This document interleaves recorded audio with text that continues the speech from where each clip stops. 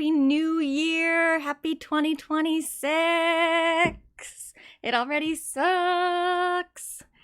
We've got a lot to talk about today. I've already had to cut a few topics because I just have so much to say, but I also don't want to stream too late because I do have a dentist appointment in the morning. But okay, so I did want to start with this. I have music updates kind of more toward the end of the stream, but I saw this earlier today and I don't know what it means. So I did kind of want to start off with this just in case anyone else knows stuff. I guess there's something, this is getting posted. I saw it posted to some like Gaga stan accounts, and at first I was like, is this even real? Because her account wasn't posting anything, but I'm seeing more accounts posting it that I think at least would have checked on the legitimacy. I don't know where this originates, but it's something about Apple Music for an intimate Mayhem Requiem event on Wednesday in Los Angeles. I don't know what that means. Is it a concert? What does one night only mean? I mean, it can't just be the Mayhem ball, right? Because it has to be new for it to be one night only, but what does that mean? I still don't know. This was posted a few hours ago. Or I guess this was posted at 1:45, but I only saw it at like 5 o'clock. So I don't know what that means. And also I have to work Wednesday, so I'm a little annoyed. Because I'm like, what if I had wanted to take the day off for whatever the fuck this is? But I guess I can't. So thanks for that. But I don't know what it is. It's going to be on Apple Music. I don't have Apple Music. Should I get Apple Music just for this? I don't know. I need more information. But I don't know. If any of you know anything about it, please let me know. I'm assuming we'll get more info soon, right? Let me see if I can even find anything right now about it.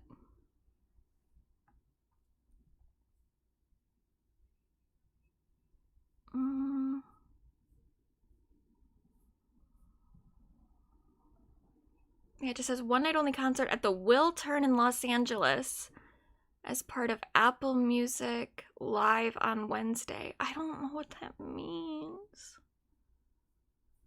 What time? And what is she performing? And will it be streamed? I'm assuming so. I'm assuming it'll be streamed on Apple Music. I guess I'm gonna have to get Apple Music. Fuck. But anyway, so that's our breaking news, I guess. But I did want to start, so we're back with Pop Girly News, but there are some changes now, because last year we started like midway through the year, so we just spent so much time having to like go back through what the main Pop Girlies had been doing throughout the year, so that we could, educate ourselves for the final end of the year bracket. But now, since we're starting at the beginning of the year, we can kind of just keep up with people as the year goes on, fresh start. And I figure at that point, we might as well not just even stick to pop music specifically, but just kind of do like pop culture in general with an emphasis on pop music. So I might remind us at the end of the stream as well, but I do have... I was apprehensive about this because YouTube launched this feature a bit ago, and I was like, I don't even know. That seems like such a recipe for trouble.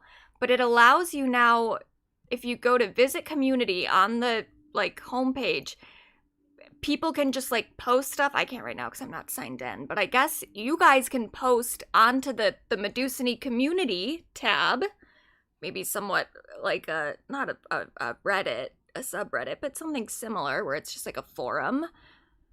So I turned that on, because you have to turn it on whether or not other people can post onto your community stuff. I turned it on so you guys can post things, because I figured that would be a good way to at least keep up with, the music everyone's listening to. Because, sometimes I get in my bubble, especially when Gaga's active.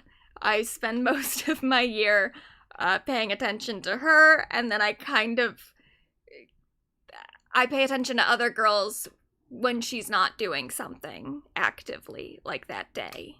So, if you guys want to post the kind of music you're listening to, or any like big pop culture stories that you think we should cover during the streams, you can post them here.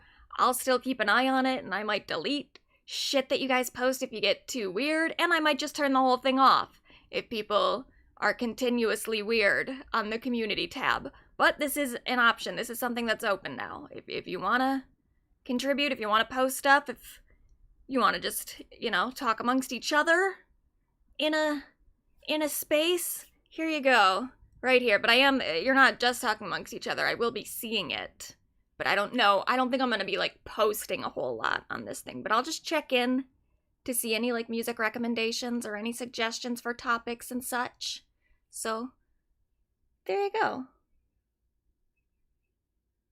Okay. JID, who's that? Did one in December. I think it's just a live show that they release as an album on Apple Music. Maybe there's video or something. Okay, I would love a live album. I was very excited when Gaga did the Harlequin thing for the special she put up on YouTube. I was like, maybe she'll do like a Harlequin live album on streaming after that, but then she did not.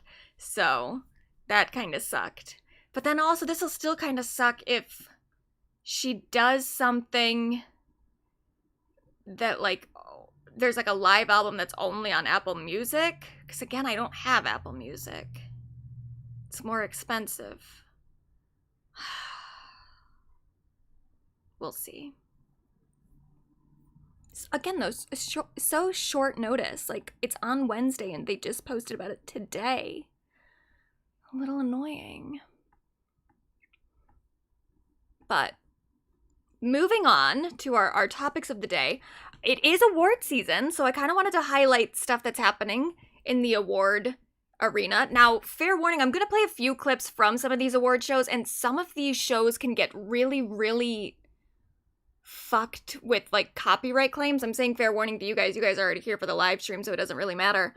But, like, I might get a copyright claim, and that's fine because I'll just dispute it and appeal it, and I have reasonable confidence that they're not gonna go past the appeal stage because they obviously I'm doing commentary. The problem is it used to do YouTube, it alternates, and it's so annoying that YouTube never just keeps the same rules and the same process for anything longer than like a week. But sometimes when I dispute something and appeal it, it will put the video, or in this case the VOD, back up immediately. And now sometimes it like waits 48 hours. So it's possible that this stream after we're done will be down for about 48 hours, which is really obnoxious, but it'll come back up eventually. So, but I do want to play a few clips from the two award shows that have happened thus far. So there was the Critics' Choice Award that was last Sunday. I didn't watch it. I was actually at the movie theater seeing Marty Supreme, and then I came out of the movie theater, opened up my phone, and I saw Timothée Chalamet accepting an award for Marty Supreme. So I was like, oh, that's kind of nice. I get to see the work, and then I immediately see him awarded for it. So I didn't watch the Critics' Choice Awards, but I did see a few clips, and I was like, what the actual hell? So this is one thing that I think is totally fucked. They apparently were handing out awards for the lesser categories on the red carpet instead of during the actual ceremony. And of course, one of the lesser awards was the Best Foreign Language Film, which they give to this director on the red carpet, and he didn't even know. Did I like Marty Supreme? I think so. I would need to see it again to give my, like, full review of it, because it was definitely different than what I was expecting. Specifically, there was a lot less ping pong than I was expecting. I thought that there would be much, much more ping pong or table tennis or whatever it's called. But I think I liked it. I would need to adjust my expectations. And that's how I feel about most movies and most albums, most music and everything. Like, I need a second round to, like, really nail down my opinion. Some stuff hits right away. Some stuff I hate right away. But a lot of stuff I'm like, I think I need to see that again to really nail down how I feel. And I'm probably gonna have to wait till Marty Supreme comes out on streaming, because I don't feel like there's a lot of other movies that I would see in the theater before I saw Marty Supreme a second time. But I think I liked it. I thought Timothy did a good job. And there was definitely stuff that, like, I don't know. I need to see it again. I need to see it again to see how I feel. Yeah. I have a very special surprise for you. Really? Congratulations. What? The Critics' Choice Award for Best Foreign Language Film goes to The Secret Agent. Yeah? You're winners tonight, baby! Winner! Did you have any idea? No. You had no idea? No. Oh my God! Congratulations to you. Love the film, and we've got a lot more show to go here, so stay put. This is Live for Me, Critics' Choice Awards. Yeah. Like, that is just so insanely disrespectful. Just unfucking believable. Winners tonight, baby!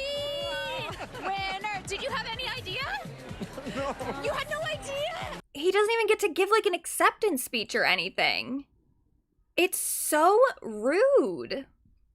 And then, in addition to that, so that was at the Critics' Choice Awards.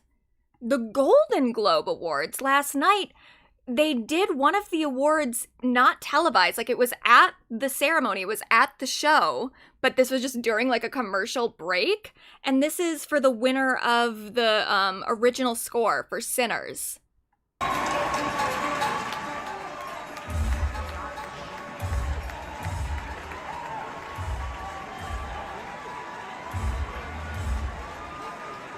Timeline with you in it right now.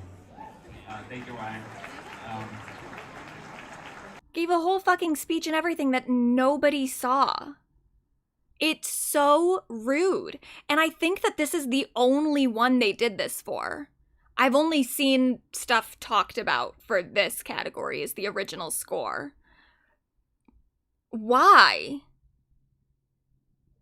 What could you have been doing during the ceremony that was so important? Like, what bit did you need to keep in that you cut one of the categories from being televised? We had to see, yeah, and as you're pointing out, they have a podcast award now. We saw the podcast award getting accepted. We saw Amy Poehler doing her speech, but we couldn't see the Best Original Score category. It does feel, I don't know why they cut this category in particular, but it does feel a little pointed towards Sinners. Like, the fact that they only won really one award during the award show. It was an award category that is low-key kind of a joke. And then one of the awards they won, they just cut from the television broadcast. It's so strange and pointed in a way that feels very weird. And maybe it was just a coincidence, but I just don't understand why it was this category in particular that had to get cut. It just doesn't seem right whatsoever. And again, it's like, cut for what? Cut literally for what? For the podcast award? For the little, like, music thing that they did? Where Nikki Glaser sang a song about Marty Supreme or something? In the style of the K-pop Demon Hunter? Like, what was so important? Whatever. But so this is at the Critics' Choice Award again. This is the only thing that I've really seen from it, and I've seen this all over my timeline, is Timothée Chalamet thanking Kylie Jenner when he accepted his award. And he just said, "Thank you to my partner of 3 years. Thank you for our foundation. I love you. I couldn't do this without you." Which is so, like, it's just so general and so normal. Just like, thank you to my partner. But I guess because it's Kylie Jenner, people were really excited. They do cut to Michael B. Jordan for a second, which makes it seem like he's thanking Michael B. Jordan. And lastly, I'll just say thank you to my partner of 3 years. Thank you for our foundation. I love you. I couldn't do this without you. Thank you from the bottom of my heart. Thank you so much. Appreciate it. And lastly, I'll just say, But people were really, really excited about this. And I guess it's because just everyone thought at the beginning of their relationship that it was just a PR relationship or something. And there's been so much scrutiny with like the Club Chalamet discourse around Kylie that I guess people were just sort of excited to almost feel like the relationship got legitimized in this way, where he's now thanking her during his acceptance speech. But they've been dating for like 3 years, as he said, my partner of 3 years. I did see Amanda Seyfried, when he said our foundation, she thought he was talking about like a charity that they were running together. And I did think that for a second. I was like, for your foundation, you have a foundation? But then I realized what that meant. But I guess just because everyone thought that this wasn't a real relationship, people are now really excited about it. Or maybe this is even just a part of Timothy's Oscar campaign. You know, sometimes like when politicians are running for office, they really play up the family angle of like, this is my wife and kids. Maybe he's doing that with the Oscars because they're all like old farts who maybe wouldn't have even liked Marty Supreme the movie, but have some respect for Timothy as an actor. And he's like, and look, I have this beautiful partner who has children, so I'm a stepdad, you know? Maybe that's his angle, is like trying to market himself as like a family man. I'm not sure. But I like it. I like the two of them. I think that they're cute together. I've always kind of thought, I mean, I was just never a Kylie hater in that way, because when everyone was saying how weird their relationship was, I was like, I can't really agree with that, because I don't know enough about Kylie Jenner to say that.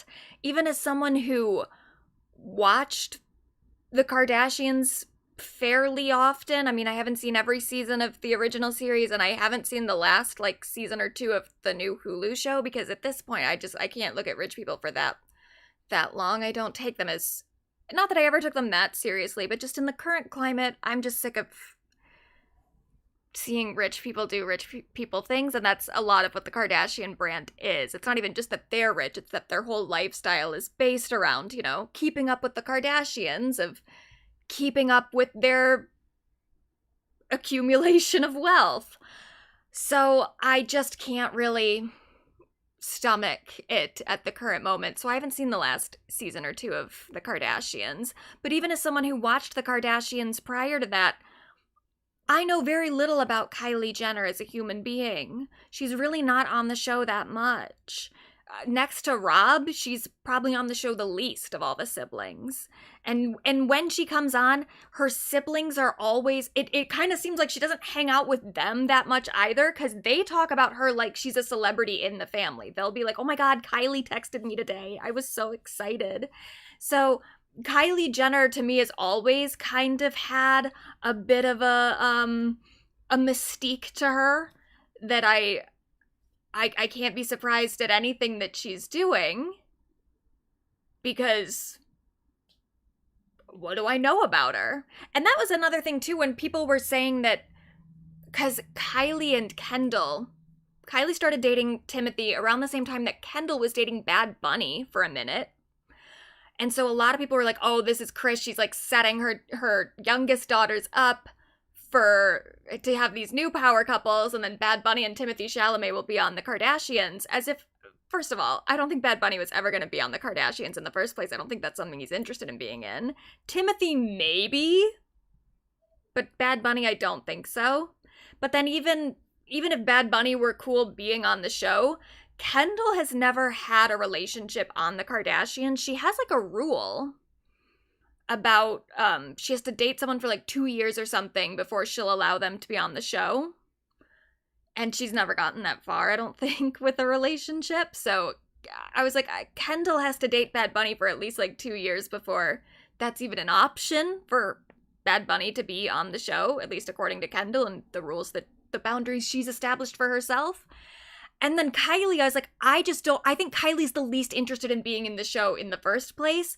So if anything, I almost think that her hooking up with someone who's not known for like the reality TV thing, I almost feel like that's Kylie's way out of like, now she can be famous for, you know, her beauty empire, and also for being Timothy Chalamet's partner, and she doesn't even have to be on the Kardashians anymore. And she's barely on it now. So I just never really got this, or not that I didn't get it, but I never bought the whole, like, Kris Jenner is just trying to, like, prolong her own empire thing. I was like, no, I think that those are legitimate relationships that, like, maybe could benefit the Kardashians.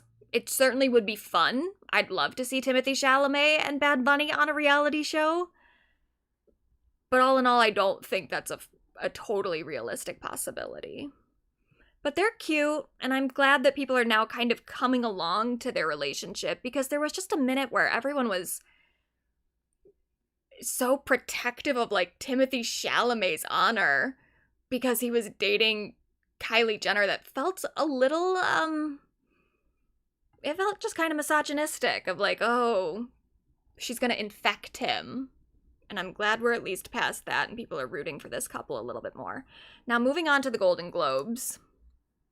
I do want to go through the red carpet. I'm going to play some music while we go through this, because I just got the people. They've got pretty much everybody who attended. And I'm going to be real. This is one of the worst red carpets I've ever fucking seen. In terms of everyone was so goddamn boring. Just so unbelievably boring. I don't know if people were given, like, a dress code. I know if they're given a dress code, it's definitely not as strict as, like, the Met Gala. But I don't know if maybe, like, someone at the award ceremony gave celebrity stylists a general idea of, like, hey, everyone's gonna be wearing black and white. That's kind of the thing we're going with here. Because 90% of the attendees were wearing black and white. And it was so boring. You'd think that at least one person, well, there were some people, but you'd think that more people, especially, like, really famous people, would be like, oh, I want to stand out. I don't want to wear black. I'm going to wear, like, a bright color so that everyone else who is wearing black, I'd stand out next to them. But that is not the route that most of these people took. So we're going to go through this. I'm going to play a little bit of music, just because I know that a lot of this is just going to be us scrolling through the most boring outfits we've ever seen. Maybe this is, like, another outcome of the Trump administration. Oh, fuck, it's not playing my music again. Oh, I want to fix it, but it's probably going to crash the stream like it did last time. Okay, if it crashes the stream, I'll be right back. Just know that that's what happened.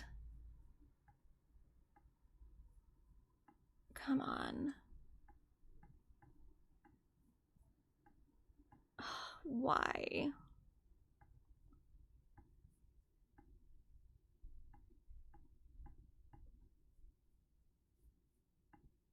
This is so annoying.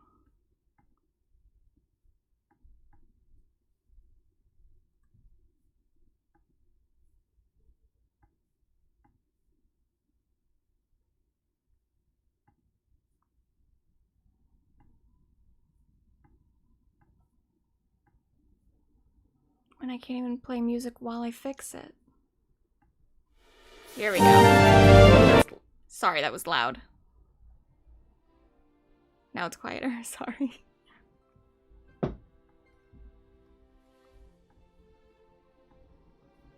So here's Michael B. Jordan.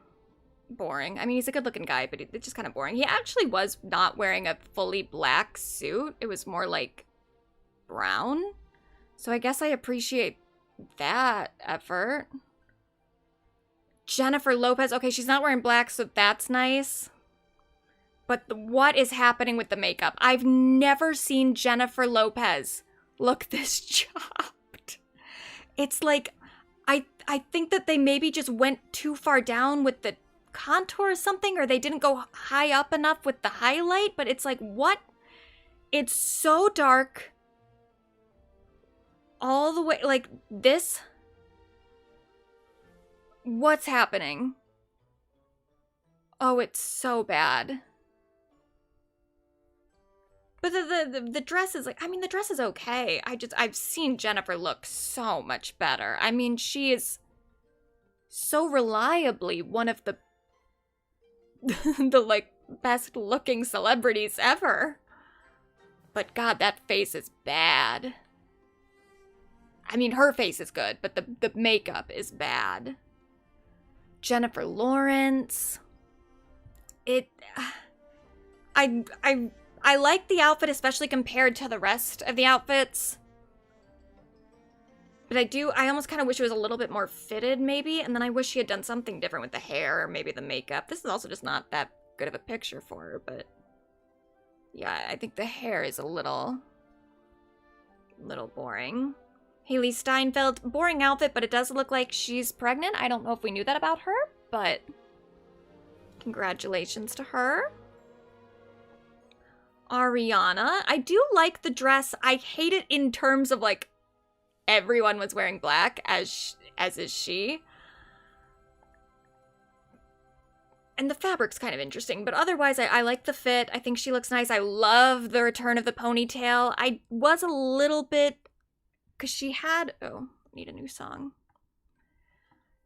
It was like tucked under and then she had something over it. I didn't really love it, but I didn't hate it either. And the makeup looks great, as per usual.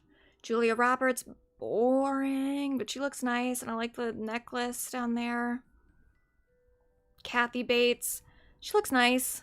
Kind of boring, but I also didn't expect Kathy Bates to be wearing, like, a show-stopping dress. And then Kate Hudson, fine. Orlando Bloom, boring.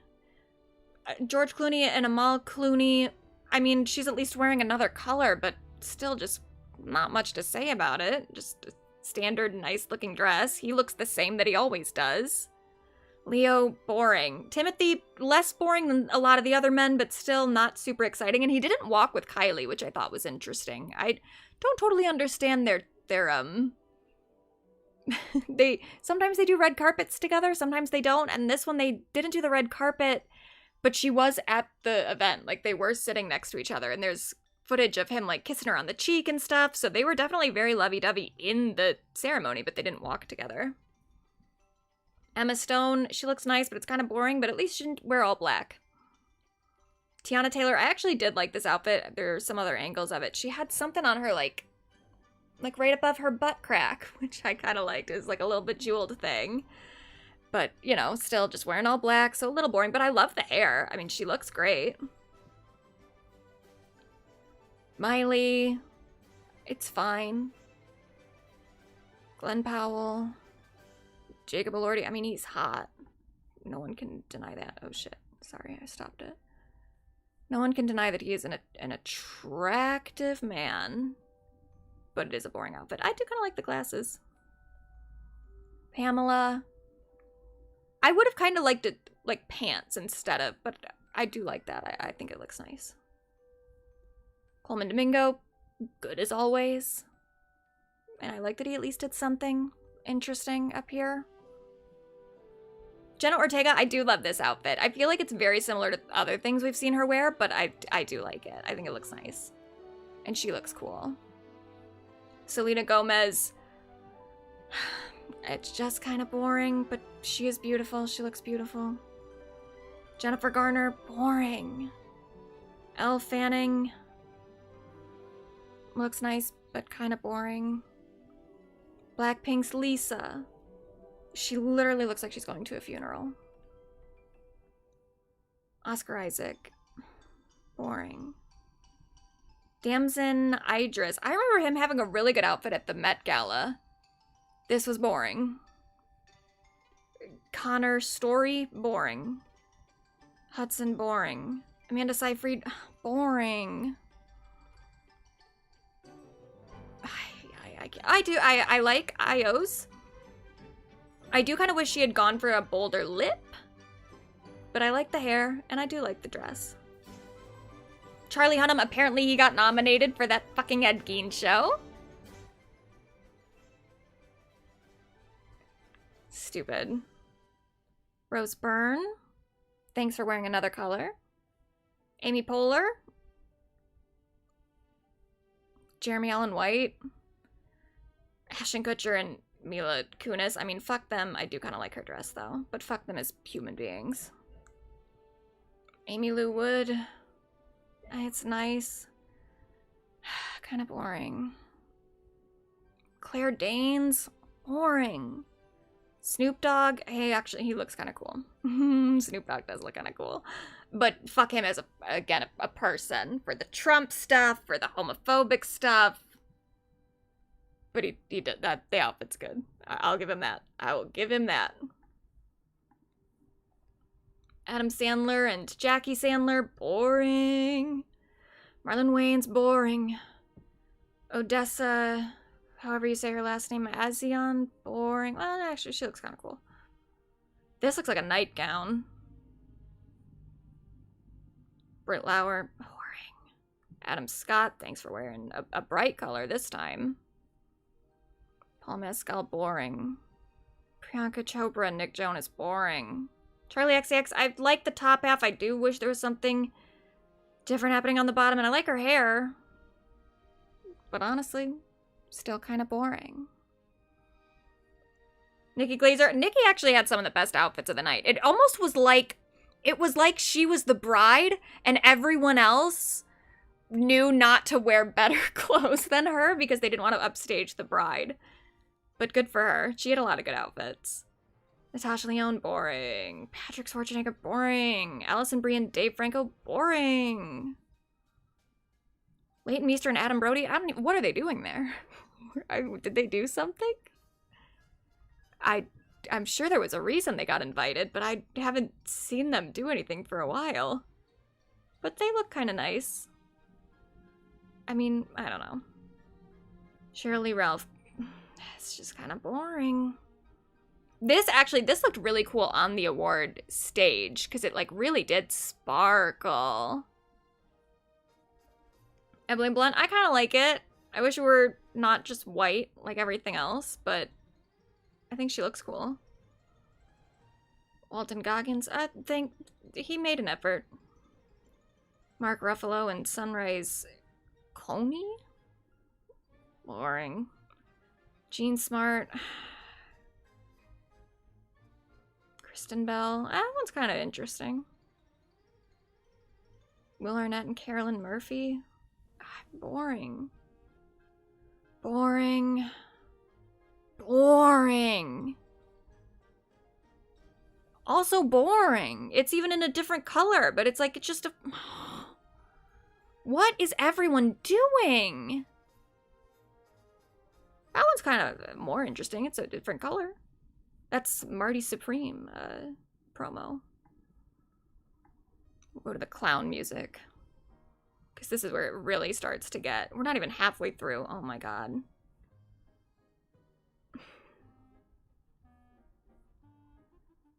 I don't even know what's happening there. Looks like a comforter.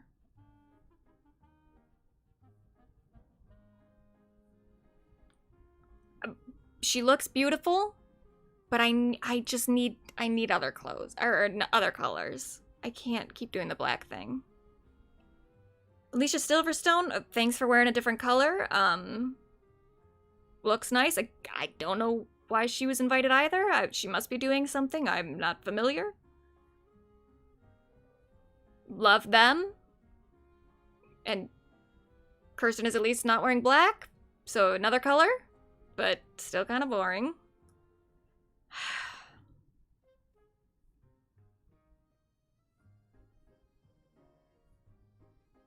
There we go. That one's a little more interesting.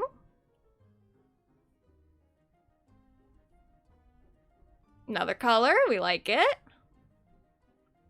Bella Ramsey. I've heard an explanation that this is about, like, gender or something. I love the message. I do think the outfit's kind of boring, but less boring. Something new. And I like the hair. Cute. This is Kevin Hart's wife. She's one of the best dressed of the night. That one's good. I like that one. Oh my god. I love her. The dress is boring. Oh, she's in okay, I didn't see the movie. I'm gonna though, because I do want to watch all the movies that are gonna get nominated for Oscars, and I think that one probably will. I like this. That one's cool.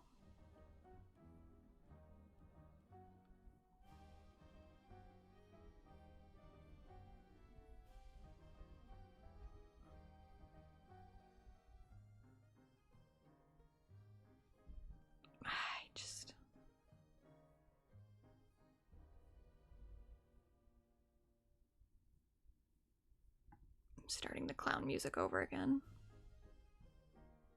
That one's actually, I do like that one. I like the cut of it. I do wish it were a different color. Wish everything wasn't just black, but it's a nice cut. There we go. That one's not black, but I don't love it.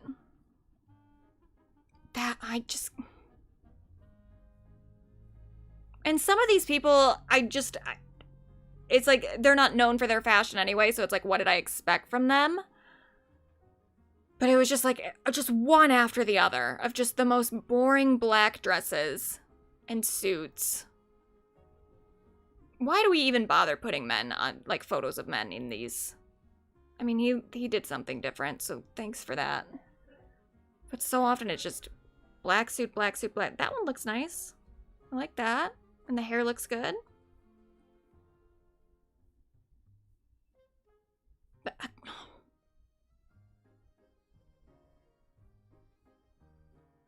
Mark Ronson actually looks kind of cool.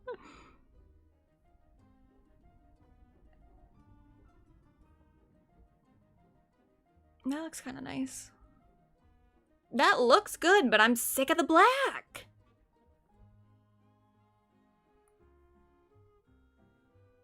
I mean, I don't know. These are a little bit more interesting.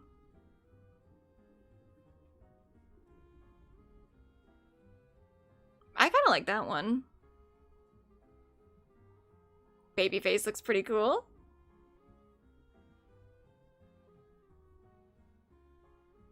It's like everyone's just dressing like Vanna White.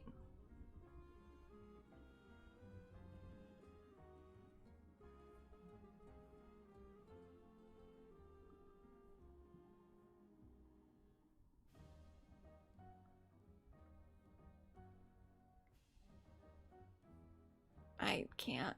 I would give up, but one of my favorite outfits is like at the bottom of this. That one is kind of nice.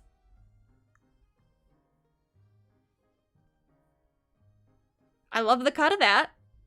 Sick of the black, but I like the cut. This is my favorite. Here it is. We can stop right here. This was my favorite outfit of the night. I don't know who this is.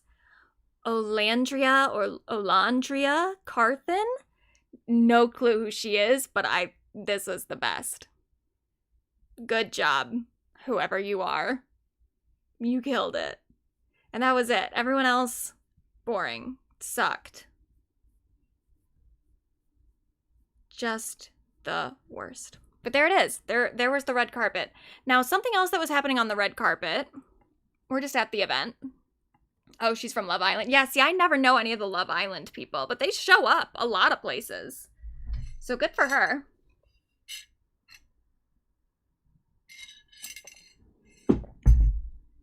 Some people were wearing pins on the red carpet.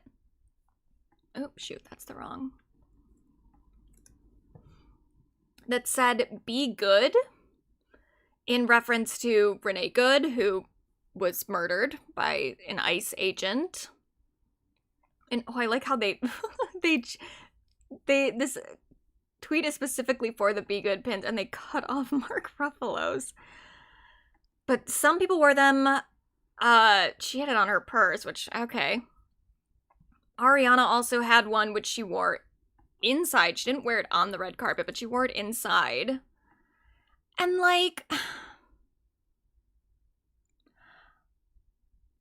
in a way, I do appreciate it because it's making a statement, but it's become so cliche now. Like, SNL has already done a sketch about these like tiny statement pins and how they are just kind of performative. It's like, it'll just say something that's, if you know, kind of like ICE out. We all kind of understand what that refers to, but like, it doesn't make any really specific kind of political statement. It just kind of gestures to a problem.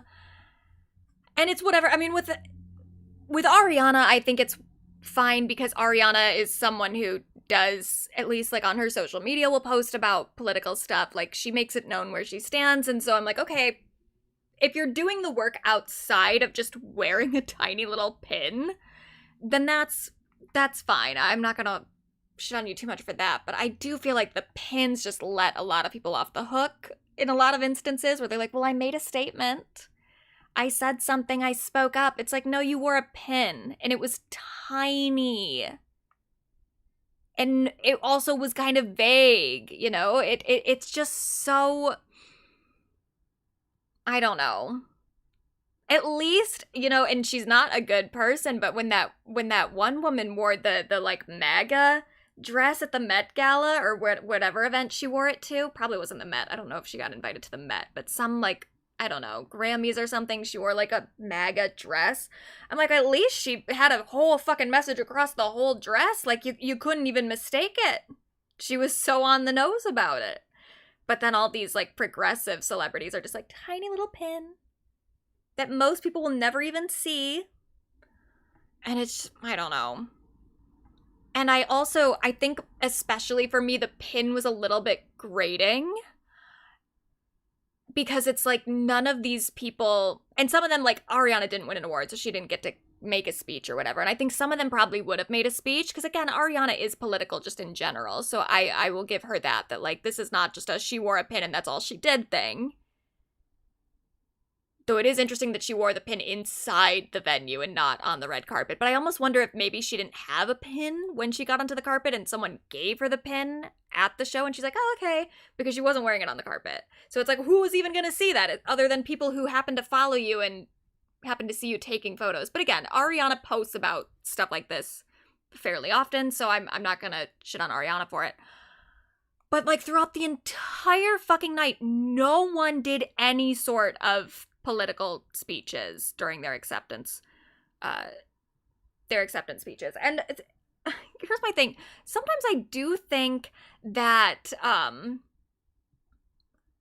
that when actors do it, it can be kind of annoying because it's like, I think musicians have more like pull toward people, like their hearts in a way. When you listen to a musician, you're listening to something that is kind of personal, so you care more about their political opinions.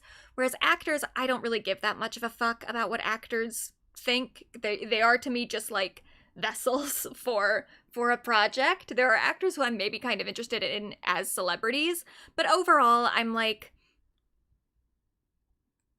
I just don't. I just want you to like transform into the role that you're playing. But I do think, like, well, okay, so the thing with actors, when they do speeches like that at, like, the Oscars or the Golden Globes or maybe the Emmys, a lot of times they'll make speeches where I'm like, you're just kind of making progressive causes look elite in a way because you're, like, draped in this expensive designer stuff. You're here to represent an industry that is very elitist and is very, like, self-obsessed in a way that even music isn't. Like, obviously musicians are fairly narcissistic too, but it's like the music industry as a whole has way more diversity and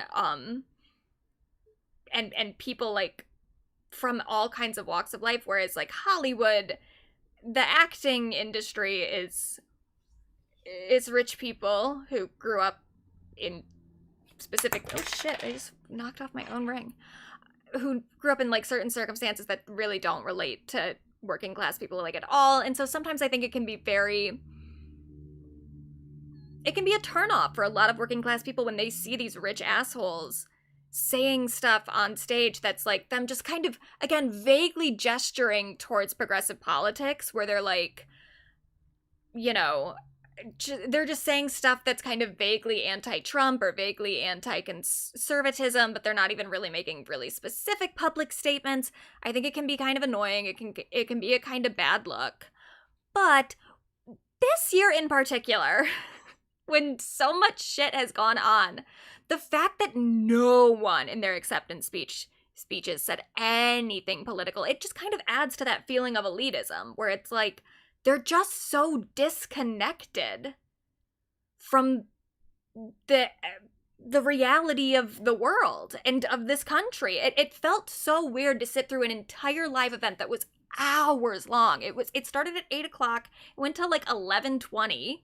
So it's like 3 hours and 20 minutes long of these rich assholes going up onto stage and then not really saying anything of note.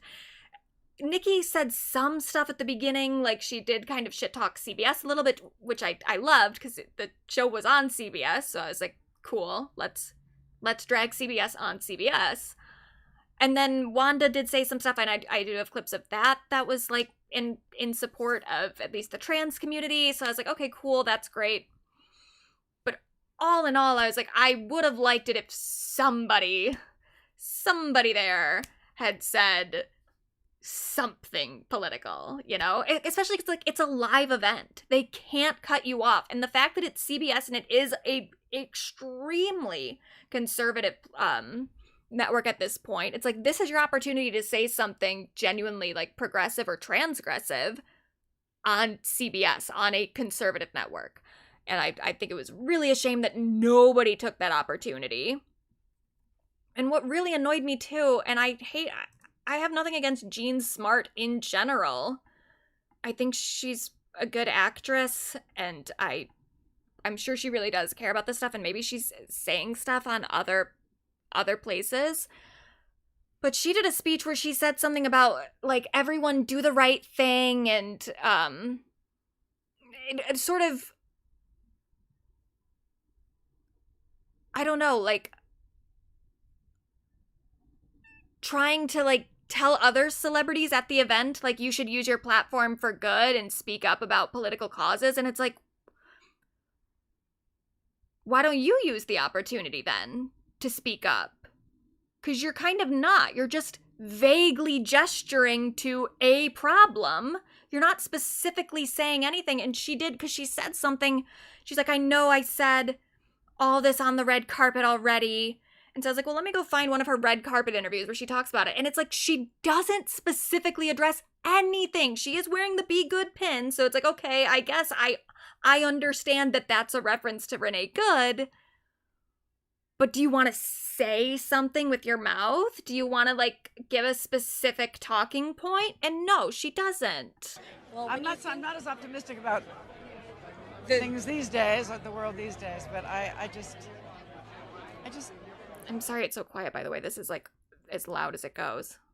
I hope that people realize how important what's going on is right now. I mean, really, that this is kind of a moment of reckoning, I think, in this country. And just hope that people do the right thing. And I think almost everybody knows in their hearts what is the right thing.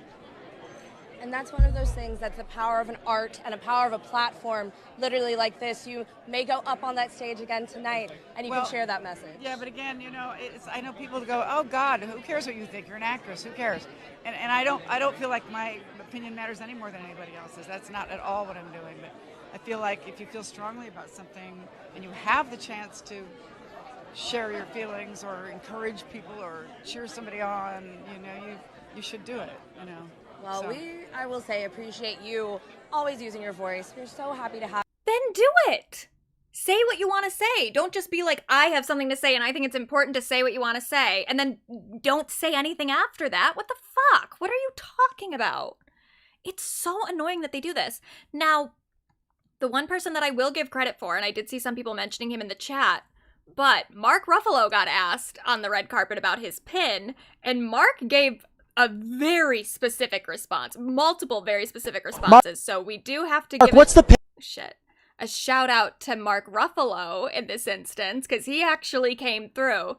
Now, he didn't accept any awards on the stage. I don't think he won anything. So he didn't have the opportunity to save the award show and have someone on stage being political, but he at least did this on the red carpet. For Renee Nicole Good, who was murdered. We have a vice president who's lying about what's happening. We have we're in the middle of a war with Venezuela that we illegally invaded. He's telling the world that international law doesn't matter to him. The only thing that matters to him is his own morality. But the guy is a convicted felon or convicted rapist. He's a pedophile. He's the worst human being in the world. If we're relying on this guy's morality for the most powerful country in the world, then we're all in a lot of trouble. So this is for her. This is for the people in the United States who are terrorized and scared today. I know I'm one of them. I love this country, and what I'm seeing here happening is not America. It's just not. Mark, why do you feel that this platform is still useful to spread a message like this? Listen, I want to pretend like this is, I want to be here to celebrate, and I am here to celebrate, and I'm proud to have a Golden Globe nomination. But also, this is not normal anymore. And so I don't know how I could be quiet. And I'm feeling a little sick, so it's hard to BS right now. So We love it. Thank you. Thank you, Mark. You're our king. We don't stand men, but we will give him props for that. What did I have this as? I had a... Oh, I had... This is another thing. This is a separate thing from any of that. I saw this on Twitter. People just cannot stop. Like, Selena Gomez fans just continue to fucking hate Benny Blanco in a way that I do not understand. So there is a photo of her with... This is... Benny Blanco is right here. They've edited Benny Blanco out and then just said Selena with Steve and Marty. What is their problem with him? He seems so nice, and he seems so nice to her, and she seems to love him so much. And then, again, so Ariana and Selena had an interaction, a very brief one, that got caught on camera. And they wrote, "Do you know how ugly you have to be for Ariana Grande to actually avoid a married man?" Talking about Benny. It's like, Jesus Christ.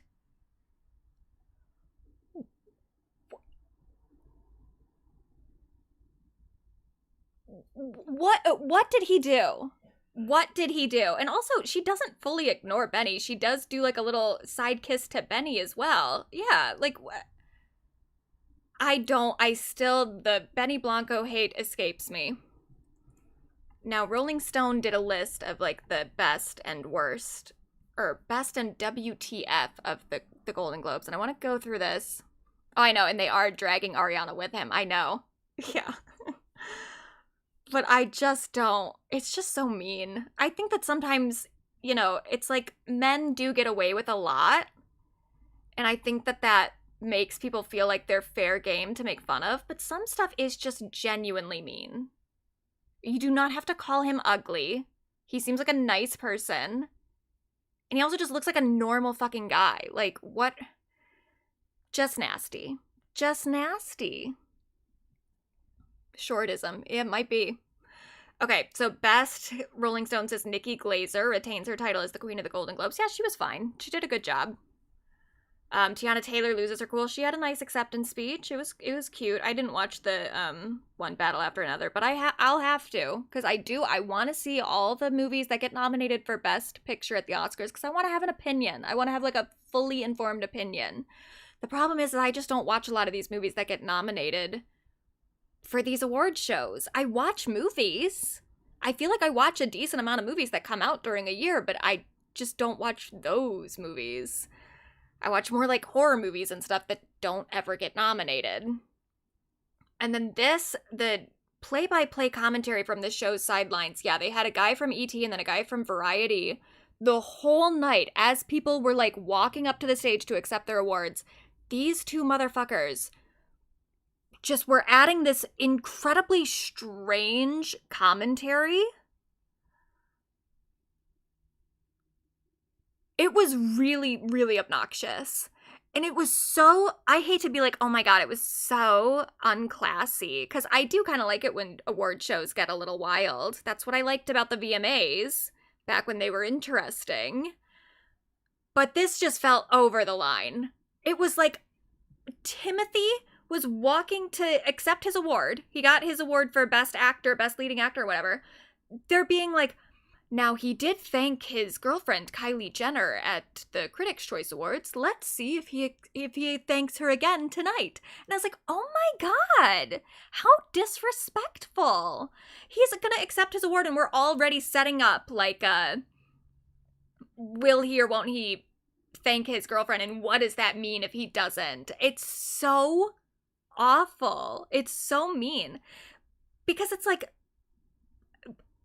the thing is, too, is that a Golden Globe should kind of mean something. Like, the way that these institutions are propped up in Hollywood, the MTV VMAs, MTV Movie Awards and all that, that was the like trashy stuff where people just went on to like fuck shit up and cause some chaos.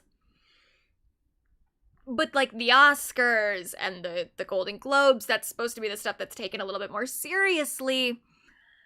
And so it's like these awards have been told to these actors and these directors and writers and creators that like these are awards that really mean something, that they're really going to do something for your career. So it's like that's such a big moment in someone's life. And then they're going to watch the moment back later, because I don't think they could hear the announcers in the moment.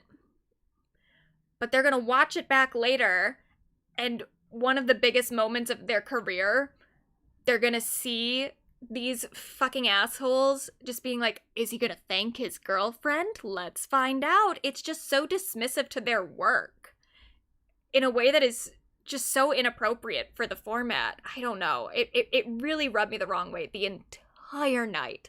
It's like, if you want to do this separately, if maybe like ET or Variety or whatever want to have a live stream where they're offering commentary on top of the event, and maybe they even get the rights to play the event as well, and then all of those, I don't know, I guess it would affect the ratings for the show itself, but like there's ways to maybe calculate that into the ratings, I don't know.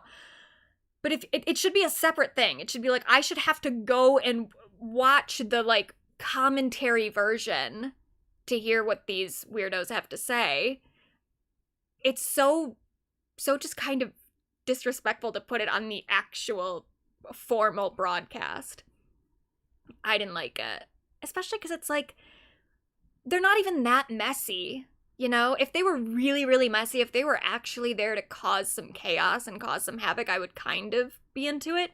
But it's like, they're still just some guys that work for ET and Variety, so they're never gonna be actually that interesting. They're just gonna do the most shallow, like, is he gonna thank Kylie Jenner? And it's really awful. And then, yeah, so Sinners nabs the Audience Award, which Rolling Stone is putting that under Best, and I guess it was nice that they won an award, but I hate this award. It feels like the consolation prize of like, we know this is a popular movie, we know that we should be giving it awards, but we don't really want to give it an award. We don't want to give it like the prestigious award. We don't want to give it Best Drama or Best Comedy or whatever. So we're just gonna give it to the Audience Award. It's like they're nominated alongside like Avatar, which apparently the nominations came out before Avatar even hit theaters, so that doesn't even make sense. Avatar, they're nominated next to Zootopia 2 and Weapons. So this was like, the thing that was kind of annoying is like, well, this was the category that I had seen the most movies in, because it had Sinners, it had Avatar, which I did see, but it had Weapons, and that's a horror movie. So I was already inclined to see those movies in the first place, Weapons and Sinners. Even though Sinners is not like a full horror movie, it has horror tropes, and it's a vampire movie. So that, I don't know, it just sucks that it's like the movies that I'm interested in are the movies that like get this consolation prize award, if they even get nominated at all. Like a lot of the movies that I liked this year don't even get nominated. And yeah, just create a horror category at this point. They just create more genre categories. I mean, it's ridiculous.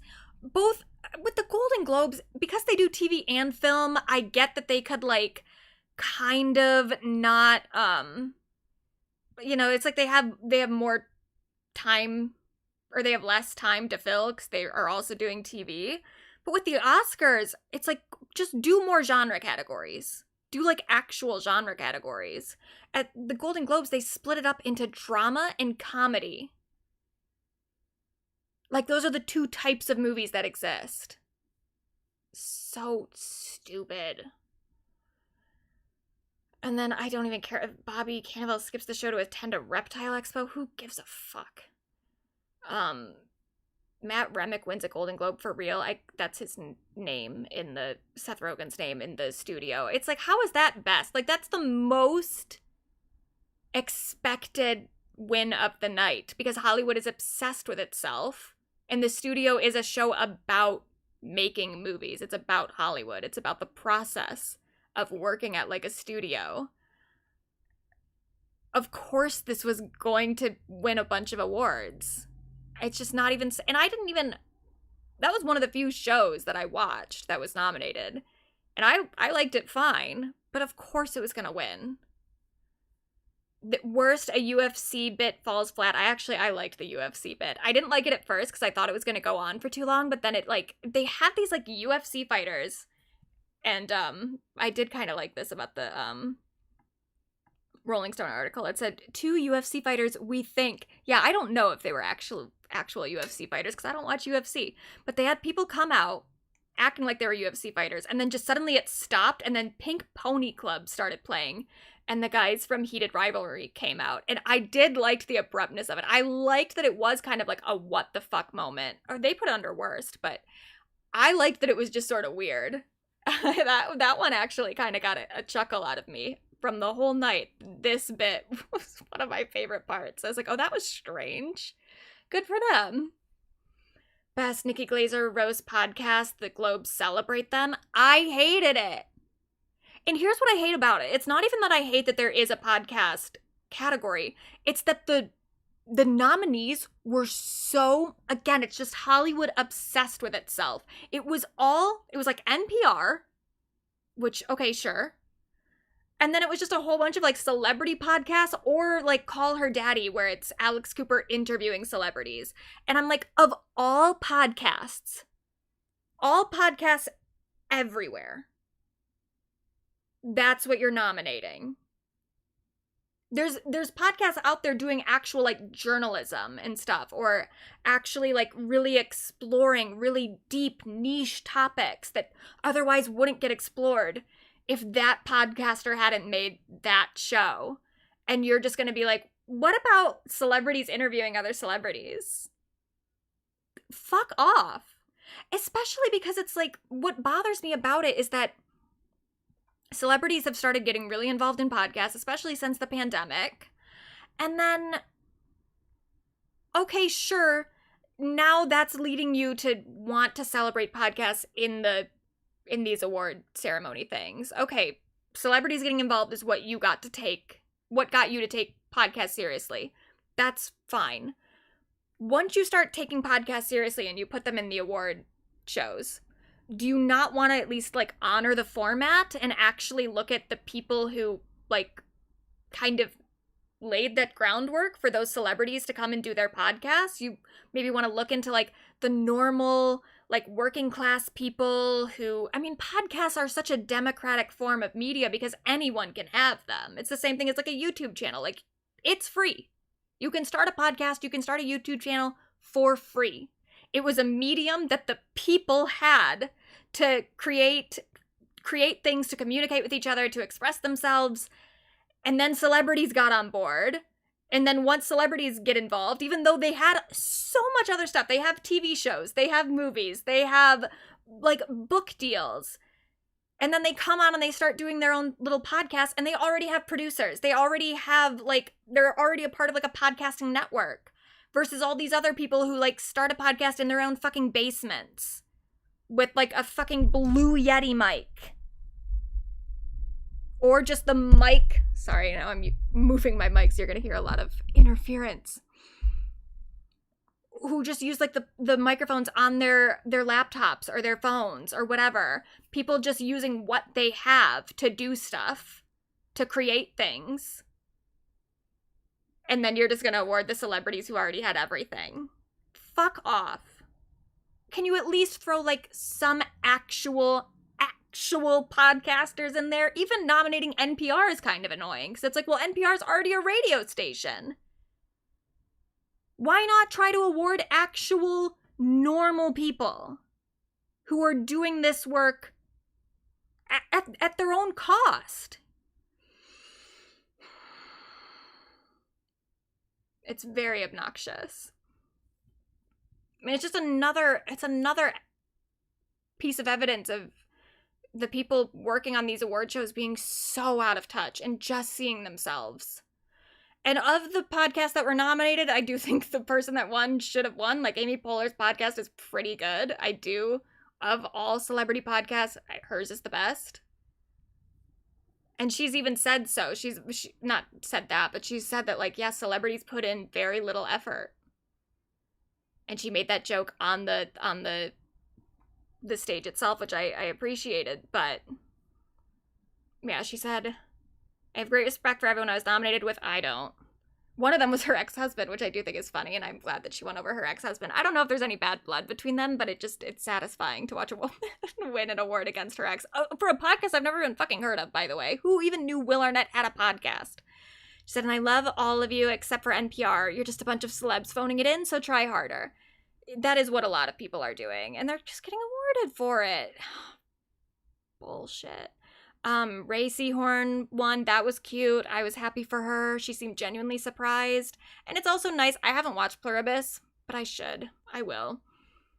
But I really did love Better Call Saul, and it always really hurt me that Better Call Saul never won any Emmys. So I'm kind of glad that, like, Ray gets, she gets another opportunity to win some, like, prestigious awards now that Pluribus is picking up some traction. Worst, Timothée Chalamet plays it straight. It's like, well, what else is he supposed to do? You guys hyped up his award acceptance speech so much, and he might win the Oscar. So, like, he needs to have this big, grandiose speech at every award ceremony. Give him a break. He's a person. And also, you know what? He gave the acceptance speech that award ceremony deserved, because it sucked and it was already boring. So yeah, why should he put in the effort? So that was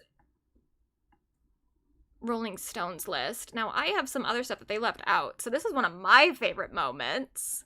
This is, oh my God, by the way, the stand-up comedy category, abysmal, awful. I would never watch any of those comedy specials. Maybe one of them. Maybe two of them. But it was like Bill Maher, Ricky Gervais, Kevin Hart, and then Sarah Silverman. It was a bunch of men and then Sarah Silverman. It's like there's definitely other people doing good stand-up other than them. But I don't even know. I'm so disconnected from the stand-up world at this point that I'll see people on, like, TikTok and stuff, but I don't even know of anyone who had, like, an hour-long special that I would find engaging enough to nominate. But I don't know. But the nominees that they had that night, I was like, this is disgusting. If this is really the state of stand-up comedy at this point, oh, how awful.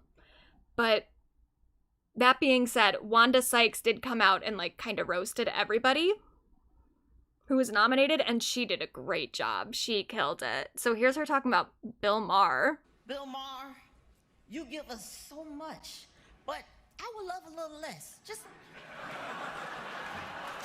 Oh, shit, sorry. Bill Maher, you give us so much, but I would love a little less. Just... try less. Bill Maher. He looks like genuinely kind of upset too. Like, he doesn't smile really or anything. He maybe starts to smile at the end, I guess. But I think he actually was annoyed. Yeah, John Marco, Ceresi. I don't think I've ever watched a full hour of his, but I do like him. And I watch his podcast and stuff. But yeah, these nominees suck. I mean, Kumail Nanjiani is fine. I haven't paid much attention to him in a long time, but maybe I would like his special. But Bill Maher, who the fuck is watching Bill Maher stand up? Awful. It's bad enough to watch his TV show, and at least he has guests on that. At least there's, like, other people. You want to watch Bill Maher monologue for an hour? And then here's him on the red carpet, and I was like, oh, go fuck yourself. Wanda Sykes also wearing a Be Good pin for Renee Good, obviously, and trying to use this platform for activism. Do you feel that's effective or no? Oh, come on. We're just here for show business today. It was a terrible thing that happened, and it shouldn't have happened. And if they didn't act like such thugs, it wouldn't have had to happen. But I don't need to wear a pin about it. I'm presenting the award. And like, okay, I agree that you don't need to wear a pin about it. You can speak about it. But then when someone specifically asks you about it, to be like, oh, we're just talking about show business today. Ew. Aren't you like a political commentator? That's what's so annoying too, is like, none of these people said anything political the whole night, except for like a few stray references, and even those were like passing remarks. No one said anything political all night, and it's like, but you're making content, you're making art, and you're making media for America, for, you know, the general public, for mainstream middle America. I would like to know that you care about things. I would like to know that you're actually like paying attention to what's happening in the world and responding to it and reacting to it, instead of just acting like the showbiz and your job is completely separate from what's happening in the rest of the world. Like, okay, it's show business. We're just here for show business. But shouldn't show business have, in some way, like, be a reflection of the rest of what's happening in the world? You're making art. And you specifically are like a political commentator, essentially. So it's literally a part of your job to talk about those issues that you clearly don't give a fuck about when it's time for you to win a shiny, nice award. Which you didn't even win, loser. You lost to Ricky Gervais. Embarrassing. Embarrassing. But Ricky at least was not at the award ceremony, which I was very thankful about because I didn't want to hear him talk anyway. But Wanda did do this that I thought was very fun. Ricky Gervais, I love you for not being here. No, I love you, Ricky, but because if you win, I get to accept the award on your behalf, and you're gonna thank God. And the trans community. The Golden Globe goes to Tayana, can I borrow your speech? Ricky Gervais, because he would like to thank God and the trans community.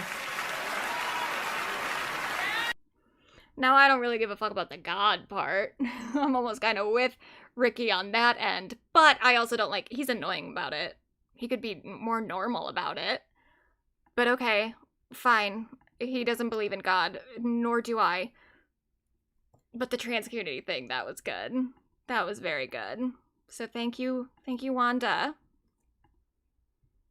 And then, oh, this I just thought was interesting. I saw this. This is Timothy, his reaction to winning. I don't think I've ever actually seen the other side of what they see when this stuff is happening. Because obviously, I mean, it makes sense that, because they have everyone's reactions on the screen, so it makes sense that someone's filming them, but I guess I assumed that the camera was further away, that they were just like zooming in or something. I never considered that, like, literally there is a giant camera in their face as this is happening. I could not deal with that, especially because, like, they're not even just gonna film you if you win. They're gonna have your reaction if someone else wins, if you lose. And it'd be so hard to control your face at that point, especially if you lost to someone that you didn't like, that you thought had a bad performance. Of just, how do you keep a straight face of like, yay, good for them? I would hate it. But this viewpoint, I genuinely don't think I've ever seen it. But I guess they were not maybe banning people from having their phones out, so someone behind him took this video. I don't know where the video came from, but it was posted to Timothy's Chalamet Nation. Another audience capture. Here's Leonardo DiCaprio doing something weird, pointing to somebody, and then communicating something. Don't know what.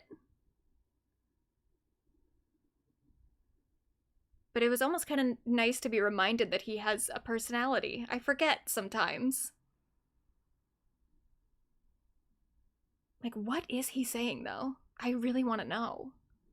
Who could he be talking about? And what could he be saying or talking to?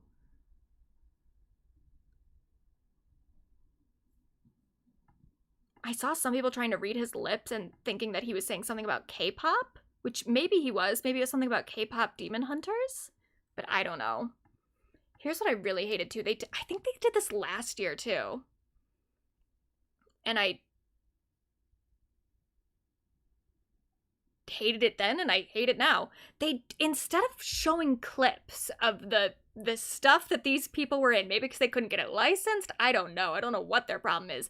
They put the, like, actors, the, like, cam footage up on the screen, and then they showed their location in the building. For what reason? I don't care where they're sitting. I kind of care, in, like, a celebrity gossip kind of way, I kind of care about who they're sitting with, because I like to imagine what two people who are sitting next to each other might be saying to one another. But I don't care about where they physically are in the building. Why would I ever care? And I feel like they did that last year too, and I thought it was dumb then, and they've just continued it into this year. They didn't show clips from these movies, like these performances that these actors were getting nominated for, which is already fucking stupid, because it's like some of the movies I didn't even see. A lot of the movies I didn't even see. And so it's like, well, I would have at least liked to have gotten a taste of what their performance was like, just to have an idea. But no, they didn't play any clips from that. Did play clips from the podcast, though, which is interesting. No clips from the movies, but clips from the podcasts. Why? And then this is something they did last year, too, that a lot of people thought was really tacky. I didn't care about it that much last year, because it's kind of like, it's tacky in a way that's almost sort of fun, where they were tallying people's, or different streaming services or different, like, studios wins. So, like, Netflix had 6 wins, Max had 4. It's just kind of, like, petty and dumb in a way that I was like, that's kind of fun, actually. It shouldn't happen at the Golden Globes. It should happen at something like an MTV award show where you expect it to be a little bit tackier. But it was a whole lot better than what they did this year. Which was, oh shit. Is the link not working anymore? Whatever. Where they did Polymarket predictions. So Polymarket, if you don't know, which you probably do know at this point because they've been advertising like mad, they're a gambling website, but where you can gamble on like events or things that, like, just predictions that you have of, like, you know, are we gonna invade whatever country? Is whatever movie gonna win Best Picture at the Oscars? It's stuff I don't have a Polymarket account, and I generally don't like gambling because I don't like losing money, but I do think that this is something that if I had a Polymarket account, I could easily get a weird gambling addiction, because I love making predictions. I love speculating about, like, pop culture stuff. So I can't allow myself to ever really go onto Polymarket, because I feel like I could get a problem from that. But so already I hate the fact that, like, gambling in general and advertising for gambling has become so normalized, especially in the last few years, especially in Michigan. Online sports betting was illegal here up until a few years ago, like, since 2020, I think. Within this decade, it became legal. And after it became legal, it's everywhere. Every time I open up my phone, I have a sports betting app ad. Every time I turn on TV, sports betting app ad. Every time, when I drive down the fucking street, there's, like, billboards for sports betting apps. They're everywhere. I'm so sick of it. And so it's so gross. Polymarket was banned for a while in the US too. And it's kind of like the Michigan thing where, like, we didn't have sports betting for a while, and then the second that we got it, the ads were everywhere. The second that Polymarket became available in the United States, the ads are everywhere. And now they're at the Golden Globes. So it's an ad for a gambling site. I don't like that. I don't like the morality of it. I think that gambling ads should be illegal, to be honest. Or at least like heavily, heavily regulated. But then in addition to that, it was annoying because it was like ruining the show. Like, the thing is that if it had just been like an audience poll, if it had just been like, what was your favorite movie that came out this year of these nominees, and they showed that, that could be kind of fun, because then it's like you can compare what the audience, what the general middle America audience likes, or what they saw, compared to what the Golden Globes voters are voting on. That would be kind of fun, and it wouldn't feel like it was spoiling the award at all. But it's like, because it's a gambling thing, and because people have actual money on this stuff, the people who are betting are people who had more reason to actually be like informed and were actually really paying attention to what was happening in the award season and who was marketing themselves the most and what movies were getting the most praise from critics and stuff. So it's like people who were already more tuned in to what was probably going to win tonight and had financial stakes in it. So the results for the like who was getting the most from the Polymarket audience, from the Polymarket bets, it was pretty accurate to who ended up winning. Like, I think every time, maybe there was an exception, but every time that I noticed, whenever they would do one of these Polymarket prediction things, that was the thing that would win when they came back from commercial break. It would be like, 62% voted for Good Hang with Amy Poehler. Good Hang with Amy Poehler won. People voted for the studio won. People voted for whatever else on Polymarket, or not even voted or whatever, but like they bet on it, and that was what ended up winning. So every time they played this, I was like, well, now I feel like there's no like fun in it. You just spoiled it before the commercial break. We're gonna come back from the commercial break, and I'm just gonna watch the person win that Polymarket already predicted was gonna win. They at least didn't do it for the final categories, because I was like, I would be pissed. Because it's like, I don't even know when they're gonna do it. They didn't do it during every commercial break. So it wasn't like I could, as soon as I saw that they were about to go to a commercial break, I wasn't gonna be like, oh, I don't want to know. I would just be watching the show like normal, and then suddenly they're like, and here's what Polymarket thinks. I'm like, I didn't want to know. I wanted to be surprised. My God.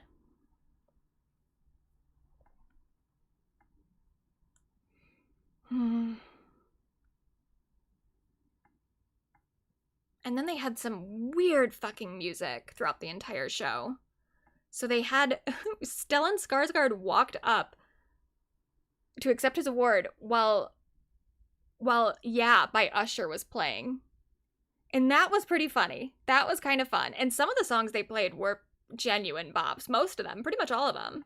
They played 2 Gaga songs. They played Padam Padam by Kylie Minogue. But there were some times where people were walking up where it's like, again, this just feels disrespectful. Like, they're there for a serious movie, and you're just playing, like, the most, like, basic pop song. At one point, someone walked up to Mystical Magical by Benson Boone. And so as someone is walking up to accept their award, I hear, Moonbeam Ice Cream. It was too much. It was too much.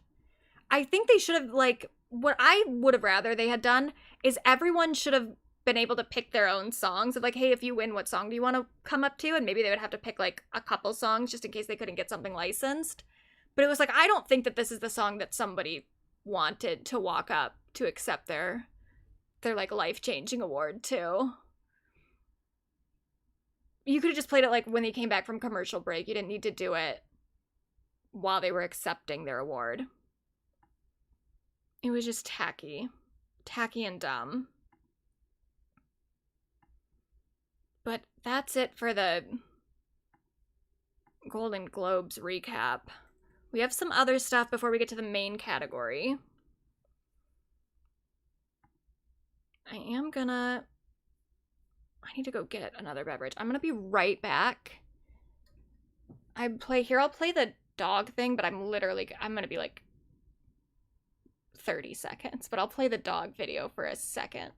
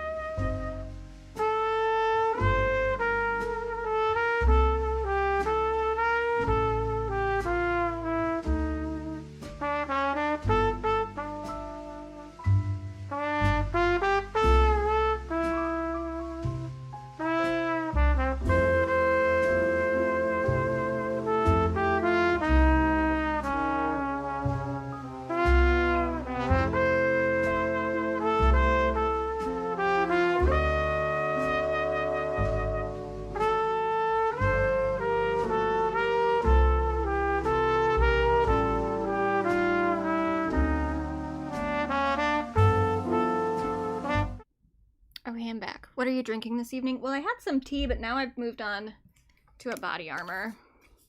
I like an energy, not an energy drink. I like a Gatorade or a Powerade or a body armor. Something that's like almost water, but not water.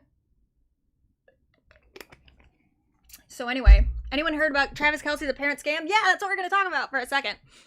I read this earlier, but now I guess I have to get a subscription to read this, but it doesn't even matter. It was, because I can give you the basic breakdown. Apparently, he has some like Travis Kelce Foundation or something, some nonprofit, but when people like did the math or they looked into it, I guess like just the smallest amount the smallest amount is actually like going to a charitable cause. Most of it is getting taken by like management fees and stuff. So it's like, and Travis Kelce isn't the only person that does this. A lot of celebrity charities are like this, where they're taking a lot off the top to pay for like administrative fees or whatever. Very little is actually going to a charitable organization or going to whatever cause that they say they're going to. And I don't really even know what Travis's was supposed to, but it's just something that like looks really bad. And then in addition to that, like around the same time that happened, Taylor started doing her donations for like her Christmas donations, where she donates to all these different charities and stuff. And so some people were saying that she was doing it as a distraction from the Travis scandal. But I don't think so, because number one, I don't think that the Travis stuff really had a whole lot of legs. I don't think that many people cared. But then also, she does this stuff kind of around Christmas anyway. Usually, she'll do a bunch of donations. It has a 0-star rating on Charity Navigator. That's rough. That's bad. Yeah, I'll look into it more, because I didn't have a whole lot to say about it, because I was reading that article from whatever the website was, and it was just so many numbers.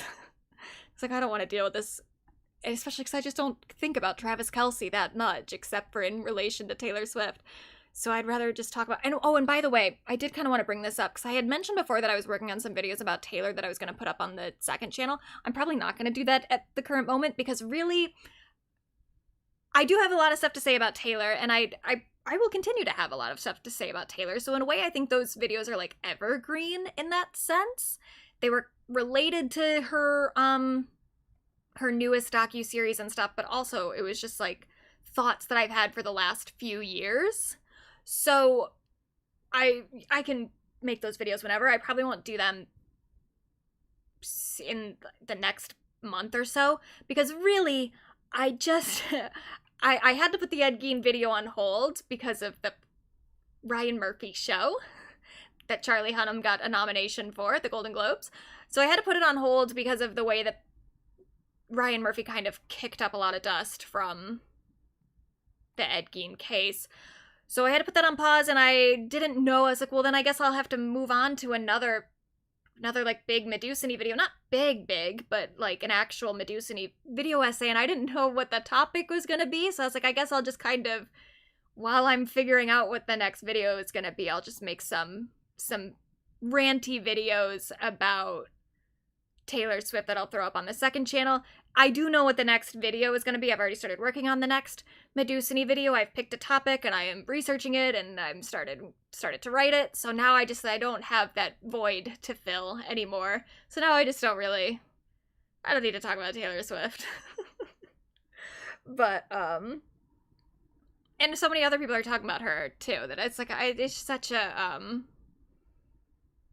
cluttered environment in the first place. You know, I'm just adding another video to it, but I'll come back to it. But so I probably won't make any specific videos about Taylor anytime soon, but maybe in like 6 months or something. Who's to say?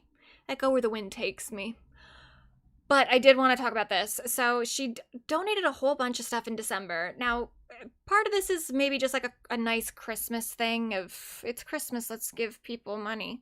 And then also, in addition to that, it's like, well, it's the end of the year, so maybe she's trying to get her donations in for some sort of tax reason for when she's filing her taxes in 2026. Who's to say? The thing that kind of got me about it, though, was like, okay, whatever reason you're doing it, if it's for a tax break, if it's to distract from your boyfriend scandal, which I don't think it is, but even if it is, donations are really good ways to like signify your values, and especially when there have been a lot of questions over the last year and a half about where you stand politically and how dedicated you are to certain causes that you said you were dedicated to a while ago. Maybe this is an opportunity for you to just like not have to make an actual verbal statement, but to, you know, put your money where your mouth is and donate to some causes that make your values a little bit more clear. And I was very, very frustrated with the fact that when she did these 7 donations, none of them are to anything that could even remotely be considered like political. I mean, there's 2 of these are for like country music stuff, which is a little okay. I guess she has a connection to country music because that's where she comes from. Whatever, but it's a little bit like, well, we know the country music industry is a little Republican coded, so of all the things you could have been donating to, I kind of wish it wasn't that, but okay, fine. Feeding America, it's a good organization, but it's like, okay, feeding people who don't have food, pretty uncontroversial. American Heart Association, again, she does have a connection to that because her dad had some heart problems, so I get it, but it's, again, another thing that's very uncontroversial. Music Cares, it's a thing for, like, music funding, so that's cool, but uncontroversial. Operation Breakthrough, I don't even really remember what that one was, but I did look all of them up at one point, and it's another uncontroversial thing. And then Monroe Carell Jr. Children's Hospital at Vanderbilt. Children's Hospital, uncontroversial. So it's like, could you maybe just like a GLAAD Foundation or like Trevor's Project or something to signify like a support for the LGBTQ community in a time like this would have maybe been nice. Maybe like a Palestinian Children's Relief Fund. I don't know. It just, the way that she is so allergic to making any sort of public statement that's like even slightly political, it's getting really grating. But these are all, I don't want to like knock these organizations. They all do good stuff. Maybe not the Country Music Award Foundation, but they probably do. They probably do. But yeah, for sure, Feeding America, American Heart Association, Music Cares. I don't remember what Operation Breakthrough is, but I'm sure it's nice. Children's hospitals, they're nice. Those are all organizations that deserve funding. If you want to give the money, I support that. But did all of them have to be so like PR approved?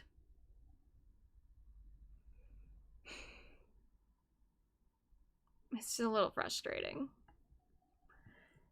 And then something else that I found frustrating. Apparently, okay, Operation Breakthrough is a children's charity in Kansas City. Okay. So somewhat related to her boyfriend again. That's fine. Apparently, Somber was, he met Taylor Swift. I don't know where he was. There was some sort of thing that she had, some private event where she invited a bunch of people, and then a bunch of people walked out with bread, and here's Somber with his Taylor Swift sourdough bread. It's fine. I don't hate Somber as a person. I think he deserves bread. He deserves food. But it is, I don't know. It's just annoying to see the stuff that men get away with. because he is kind of creepy and weird, and he's doing stuff that's creepy and weird.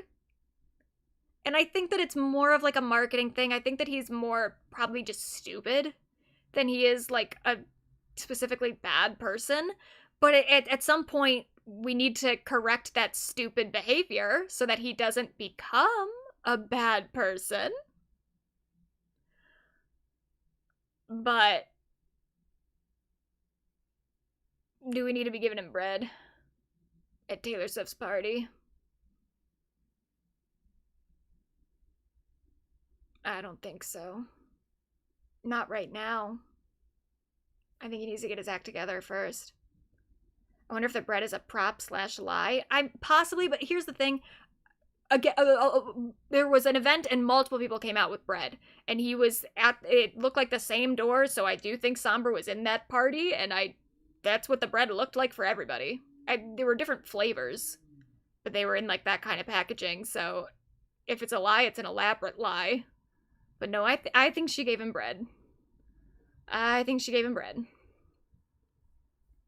Yeah, I think Somber has yes men around him and enablers. I think that's the bigger problem with him. I agree. And that's kind of why I'm annoyed with like other people, like Taylor Swift propping him up like this and giving him that kind of validation as, because I do think that, who said the thing about, yeah, she's trying to adopt Somber as a Tay son. I do think that that's what's happening. I think that this is the first Tay son. And I don't like that at the current moment. I think that he needs to get his shit together a little bit more before he gets taken under Taylor Swift's wing. Ay, ay, ay. Now, something else. Oop, shit. This is another big topic that happened kind of while we were on break, in a sense, when we weren't streaming. So there was a change.org petition. There still is. It's still growing. It's currently got 91,000 signatures. Saying that we need to deport Nicki Minaj back to Trinidad. This is disgusting. And I'm almost kind of glad that this happened because that gives me an opportunity to address something, because I rewatched the flop bracket, or like parts of it, because I like to rewatch stuff here and there, because I miss a lot of your guys' chats, and sometimes I just need to remember what it is that I said. And I rewatched me talking about Nicki, and I do think that I was talking about the immigration thing and her not being a citizen way too much. And it was like, I think all of you kind of understood where I stood on it, which is why I didn't get checked in real time. None of you were checking me, but so it was like, whatever. I think everyone kind of understood my stance, and I maybe didn't need to clarify, but I was uncomfortable with it. I was uncomfortable with the amount that I was bringing it up, because the thing is like, talking points like that do get used by people that will do shit like this, of like, let's deport Nicki to Trinidad, and I don't want to be supporting that in any way, shape, or form. The reason that I was bothered by it, though, about Nicki's, like, citizenship status, it has nothing to do with me thinking that, like, people who aren't naturalized citizens should get deported or something. I was bothered by it because, well, I kept trying to look into it because I couldn't understand. She's the one who said that she wasn't a citizen. She said it in a live stream in, like, 2024.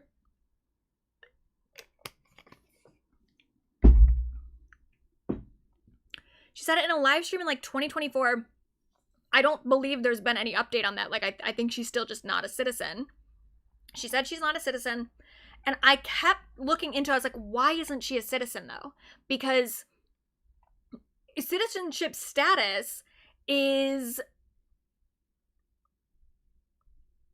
It's like a hard thing for a lot of immigrants to get. It's a very challenging and very tricky system that favors some people over others, especially like one of the big things that they look for is like assimilation. So it's hard for like immigrants who, you know, like don't speak English as their first language and stuff, or who don't have family here, etc. It's harder for them to get citizenship compared to other people. With Nicki, her citizenship should be relatively easy compared to most immigrants. Number one, because she's very, very rich and very, very famous. So that already gives her resources that most people, not even just most immigrants, but most people in general don't have. She even just has, you know, like people working for her, like assistants and stuff that can handle a lot of the administrative stuff that she maybe doesn't want to deal with. So it's way easier for her as a celebrity, as a rich person, to get citizenship. She's lived in America since she was, I want to say like 3 to 5. I don't remember exactly when she came here, but it was young. It was like 3 to 5 in that age range. So she's been here for a while. She does speak English as her first language. She doesn't have like, I mean, her accent is like either a general American accent, or when she has like a more noticeable localized accent, it's like a New York accent, because she's lived in New York for most of her life, or most of her childhood. She lives in like California now, but so she is what a lot of people working at like the administrative level for citizenship, that's what they would consider like assimilated. Her mother is a citizen. Her mother came with her from Trinidad. Her mother has earned citizenship status that Nicki has not, but that's another thing too of like, well, my mom's a citizen, so that's another way that you get assimilated. She's also married to a US citizen, and I don't know, maybe because he's a sex offender, maybe that negates something, but generally if you're married to a US citizen, there's like a waiting period. You have to be married to them for however long, but then after that, you just kind of have to file, and then you can, that's how a lot of people do get their citizenship, is they marry someone. Not a lot of people, but it is a way that people go. And she is a kid. She had a baby on US land. She has a child that's a US citizen. And that's, again, another thing that, like, is supposed to be the more easy way for you to get citizenship, is if you give birth to a US citizen. So, like, and that's different now because of Trump and shit. But at the time when she had the baby, it was easier. But so I'm like, there's so many different, I don't understand why Nicki hasn't gotten that when even her mother was able to get citizenship status. And it's like the only conclusion I can really come to is like she just didn't feel like filling out the paperwork. She's never said anything else about any other sort of roadblock or any tricky legal thing that she's run into that prevented her. She's never even really talked about trying.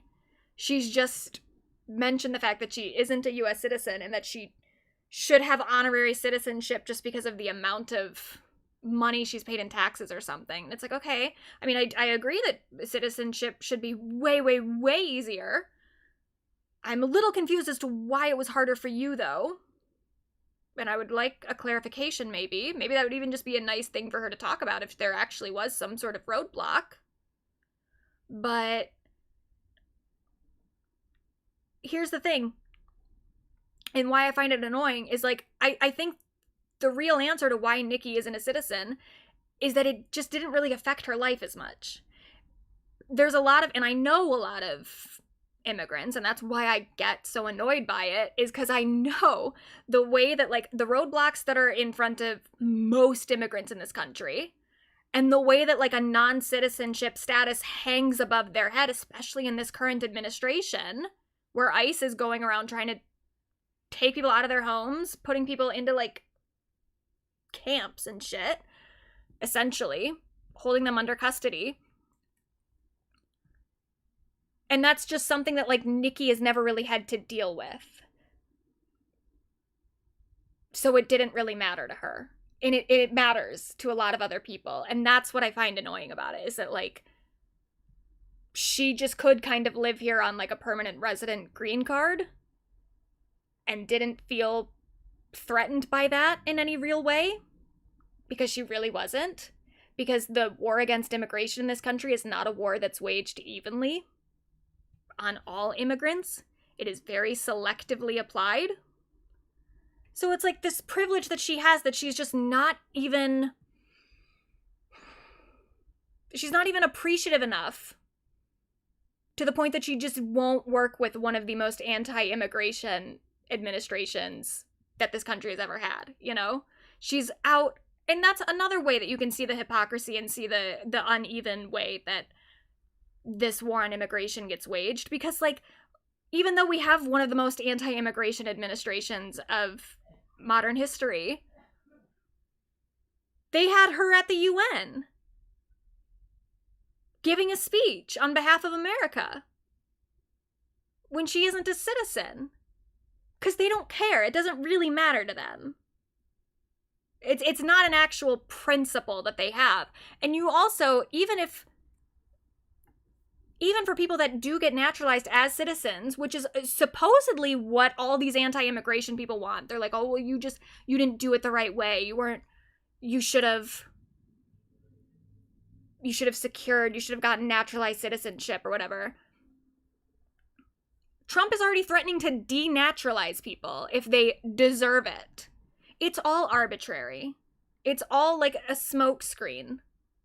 It has really very, very little to do with someone's actual legal status in this country, and everything to do with, like, even weirder, deeper prejudices against people who speak other languages or people who have different cultures or something. Like, it's just so... It's so transparently not what they're saying it's about, you know? And so that was kind of what annoyed me, is, like, even with this absurdly anti-immigration administration, they will embrace a non-US citizen, someone who seems to have just kind of chosen to not get a naturalized citizenship status. They'll embrace her because they don't really care. She's rich and famous, and that's all that they really need. They're just sort of interested in upholding power. That being said, as much as I do think it's fair to point out the hypocrisy and point out the fact that, like, the Trump administration it's not really even that interested in immigration as a concept. It's just interested in stoking fear amongst people that they consider foreign, whether or not they're US citizens. As much as I think it's fair to point that out, the solution is not, well, let's even the playing field and deport Nicki Minaj. What the fuck? We even the playing field by not deporting anybody. Anyone. And this petition is so unhinged. It literally opens with Nicki Minaj is currently spiraling out of control and seems to be experiencing psychosis.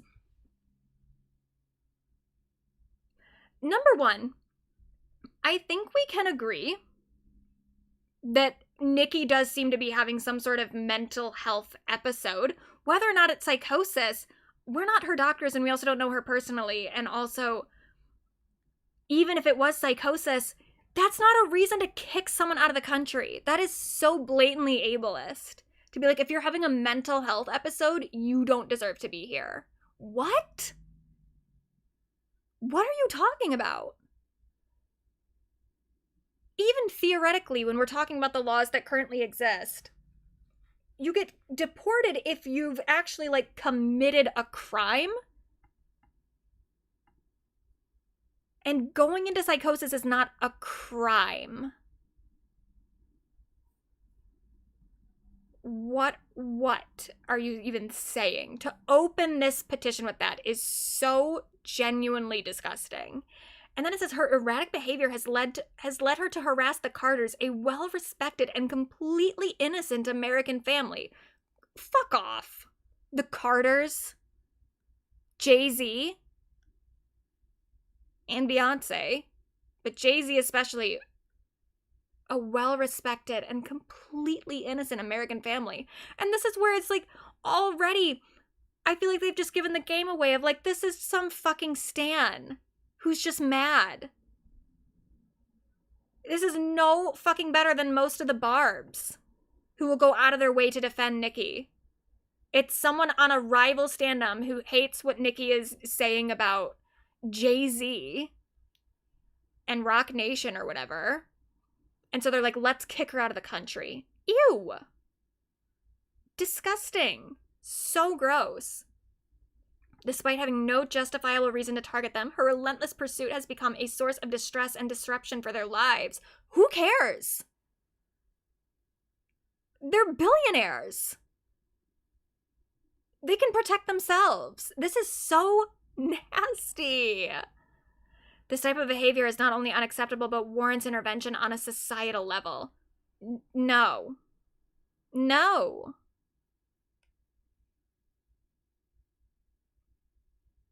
This whole thing is so gross. And it keeps going. It's not even that long. Because there's nothing that you can even say. There's no justifiable reason to deport Nicki Minaj. Even if she's a nasty person. It's not illegal. And even if it was illegal, I think someone needs to commit like a violent crime, I think, to deserve a deportation.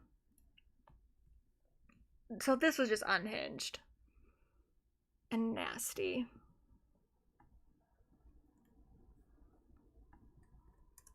Now, we do love to see this. Billie continues to speak out against injustice. So she posted this thing on Instagram. It says, ICE is a federally funded and supported terrorist group under the Department of Homeland Security that has done nothing to make our streets safer. They're the domestic terrorists tearing apart families, terrorizing citizens, and now murdering innocent people. Enough is enough. Enough is enough. Enough is enough. Correct. And then she also posted this. She said, Renee Nicole Good wasn't the first killed by ICE. In 2025, 32 people died in ICE custody, which I really appreciate her posting this, and then also saying, and in 2026, 2 people were killed by ICE, Keith Porter and Renee Good. Because I have seen some discourse about, like, why do we only care when it was, like, a white woman who was killed? And I agree with that to an extent.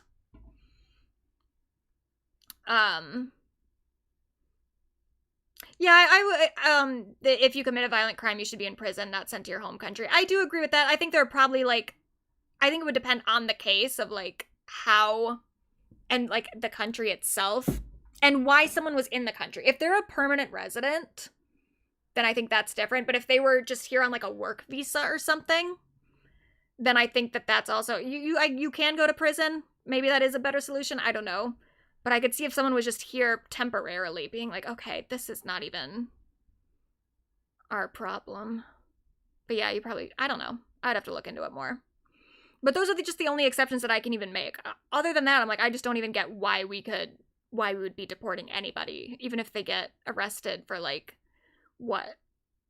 Drug possession? Who cares? Americans do drugs all the time. But anyway. But there's discourse about why do we only care when it's, like, a white woman who gets shot. And I do think, first of all, that there's, it's just different when there's video footage of stuff in general. Like, even when it comes to other stuff. I mean, the Charlie Kirk stuff, that had a whole bunch of political shit behind it. But I think one of the reasons that they could use Charlie Kirk's death so well in that sense as political propaganda is the fact that there was footage. The fact that people saw it happen. But then even around that, like, what happened to George Floyd, similar things happened to a lot of black men throughout the history of this country. A lot. But it sparks a political movement when there's footage. So the fact that we have, like, the footage of Renee's death is one thing that contributes to the current outpouring of support for her and the criticisms of ICE. But it is definitely fair to be like, yeah, this probably wouldn't have gone as viral. It wouldn't have been as big a part of the conversation if it wasn't a white woman. But some people are doing that in a way of like, well, let's stop talking about it. Let's stop mourning her. And I like what Billie is doing instead of like, instead of just focusing on Renee Good, here's a list of the other people who have also been killed. Let's not act like it was only Renee. I think this is absolutely the better way to handle it. And yeah, 32 people last year in custody. 32 people. And then already 2 people this year. It just started. ICE is a terrorist group. And I'm glad that Billy is saying it.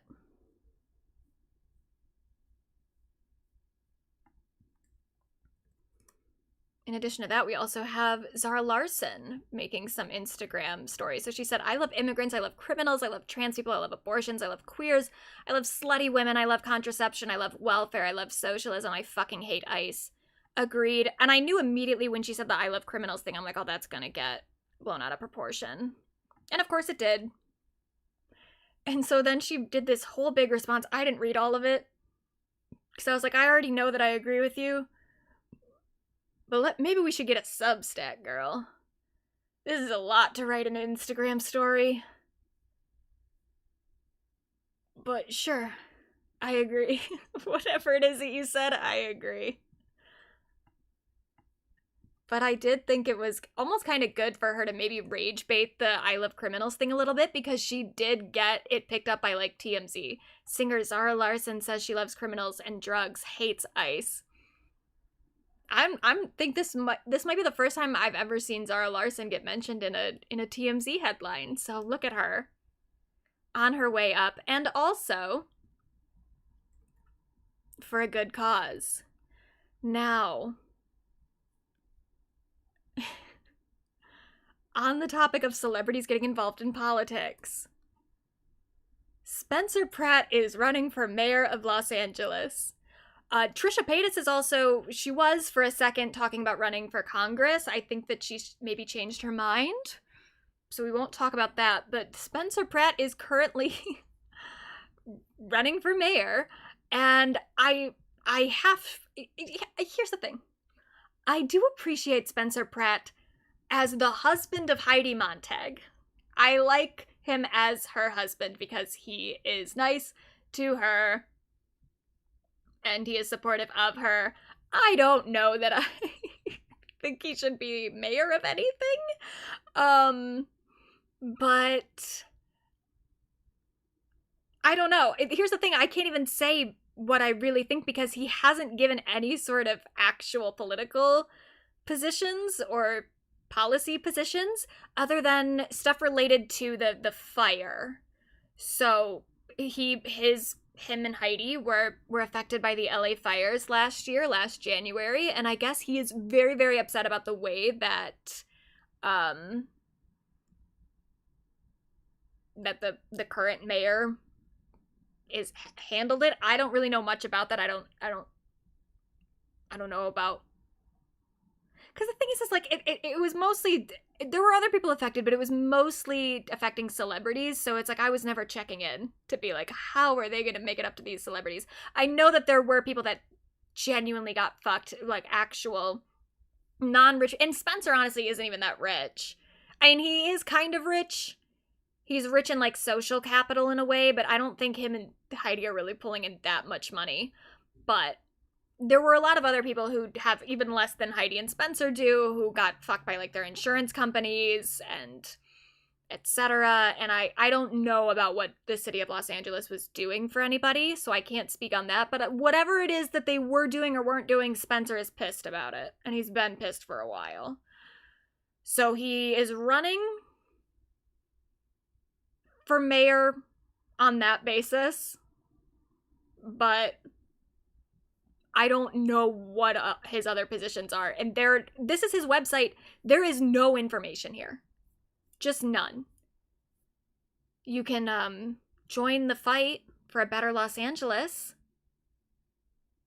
But I don't know what are we fighting for? What are we fighting about? Even up here, like it just takes you to his normal social media accounts. These aren't even like specific campaign accounts. This is just Spencer Pratt's Instagram.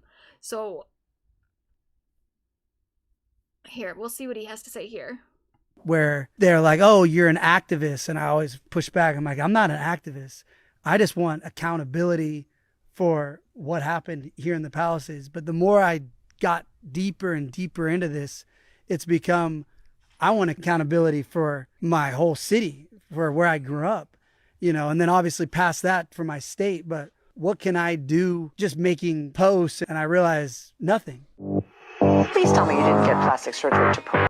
Okay, and then promoting their podcast or something. I have no clue what he's running on other than the Palisades fire thing, and even then I don't know what his solution was. And I'd love to just say we shouldn't take it seriously at all, but I mean, we see who's currently the president. So he could be the mayor. It could happen. I don't think it will happen, but it could happen. I'm not discounting anything at this point.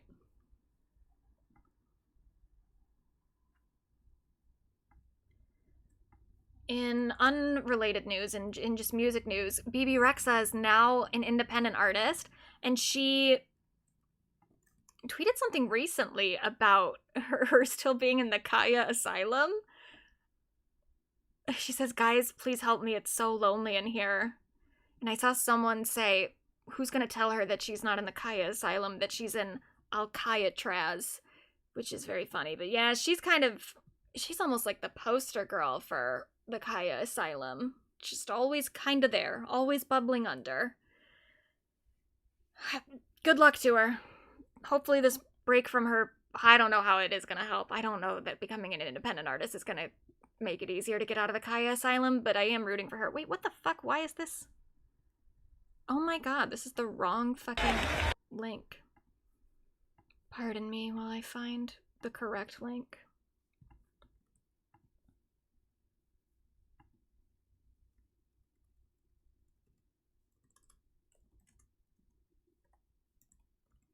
But this I just thought was very funny, and I don't even know how it happened.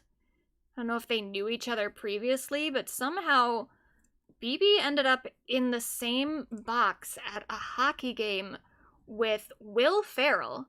And they're also, I don't watch a lot of hockey, so I don't know if this is normal, but it sounds like they're mic'd. I don't know why I can hear them so well, but this is Bebe Rexha and Will Ferrell at this Kings game, where he's like become her wingman. He's trying to get her a date.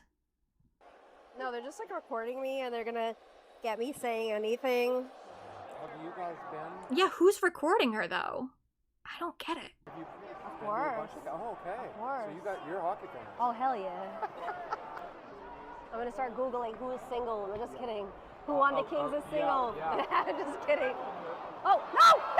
Yes! Oh, no! Oh! Come on. Oh! Oh, thank God! I can't believe I'm sitting next to Will Ferrell at a Kings game. That's kind of iconic. Single, ready to mingle.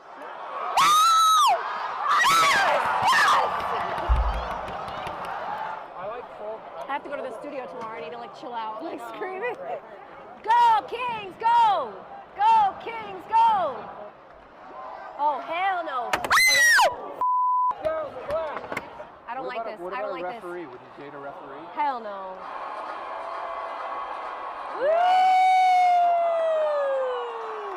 No, I would take the. Oh really? 23? Yeah, I'd take 23. Stable job. Yeah. You can't put your drink there, by the way. That's like the number one rule. Number one rule. It's okay if they do, because they're Sharks fans. I'm dead. Yeah.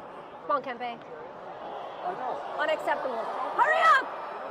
Woo! Power play! Power play! Let's go!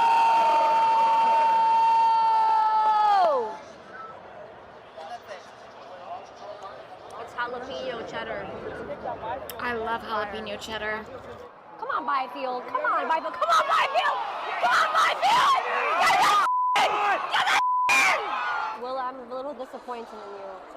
Not in you and your hat. It's not bringing us luck. Just cool your boots. Okay. I'll cool my boots. I'm sorry. I didn't like. Yeah. Oh! Come on!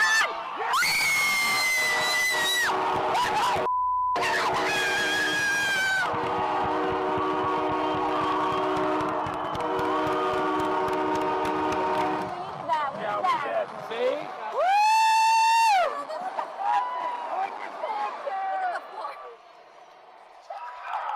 Let's go, Turco! they'll play my song at one point. That would be cool. Go Kings!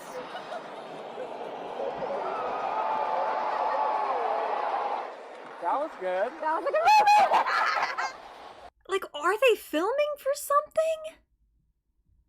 Someone is filming her and she's mic'd. Why is Will Ferrell there? Why are they together? I know the headphones, I tried to turn it down for you guys, but it's hard because I don't know when she's gonna scream. But I don't know, like, what is it that they were... Why did this happen? Why was someone filming her the entire time? And it seemed like, because she says something at the beginning. No, they're just like recording me and they're gonna get me saying anything. Who was recording her and for what? Is she maybe filming like a documentary or something? I don't know. Just very interesting circumstance. Now something else, we have a little announcement. JoJo SIWA has now changed her name on TikTok to JOELLE SIWA. So no longer will we be referring to her as JoJo. She is now JOELLE. We will respect her name change. You can see right here. JOELLE SIWA. And we're not gonna watch this, but I for some reason watched this entire TikTok of her going through her presents for the year, and I was just very intrigued by how boring it kind of is. Like, it's just basic. She's like, I got a new cup, and she got a new candle, and some like face wipes and an Instax camera. I was like, what? And some new makeup. Just a whole, oh my god, she's watching Full House back there. Just such a simple life that JoJo is living and documenting absolutely all of it. Or I'm JOELLE. I'm sorry, I said JoJo. JOELLE SIWA. She got a new ring. I do like that she's watching Full House. But anyway, I thought that would be a good segue to get into our main topic, because someone else changed their name recently, and no one is respecting it at all. In November of 2025, Ashely Tisdale decided that she was going to go by Ashley French, and no one is calling her Ashley French.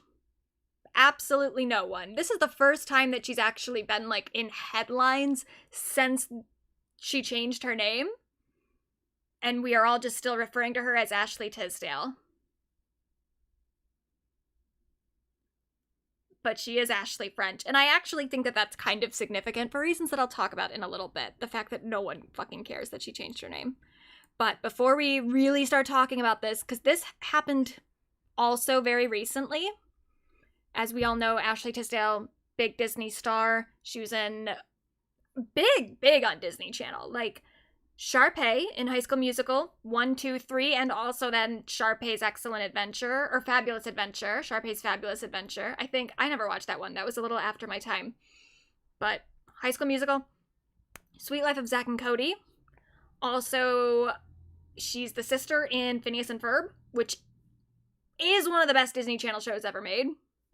And then also she had like a music career and was very prominently featured on the Disney Channel for that music career. She had a lot of songs that would play, like Be Good to Me, He Said, She Said, which He Said, She Said always felt like a fairly, it's not like a racy song, but it has the vibe of like a 2000s, like late 2000s club song, and the video is very that too. It always felt not totally Disney Channel like when it would play on Disney Channel. It felt more scandalous, even though she doesn't actually say anything that's like super dirty or anything in the song, but it always felt like, oh wow, now the adult song is here. But big on Disney Channel, and again, specifically in High School Musical, and this happened around the same time that this new scandal broke out. Former child actor Matt Prokop don't know how to say that, but he was in High School Musical 3. He was one of the basketball players in High School Musical 3. You might recognize him. He was arrested for child pornography and aggravated assault. So, just let's keep everything in mind as we go forward that whatever it is that Ashely did could be a lot worse. Could be a lot worse. Not the worst person to come out of Disney Channel whatsoever. But here's what we're going to talk about.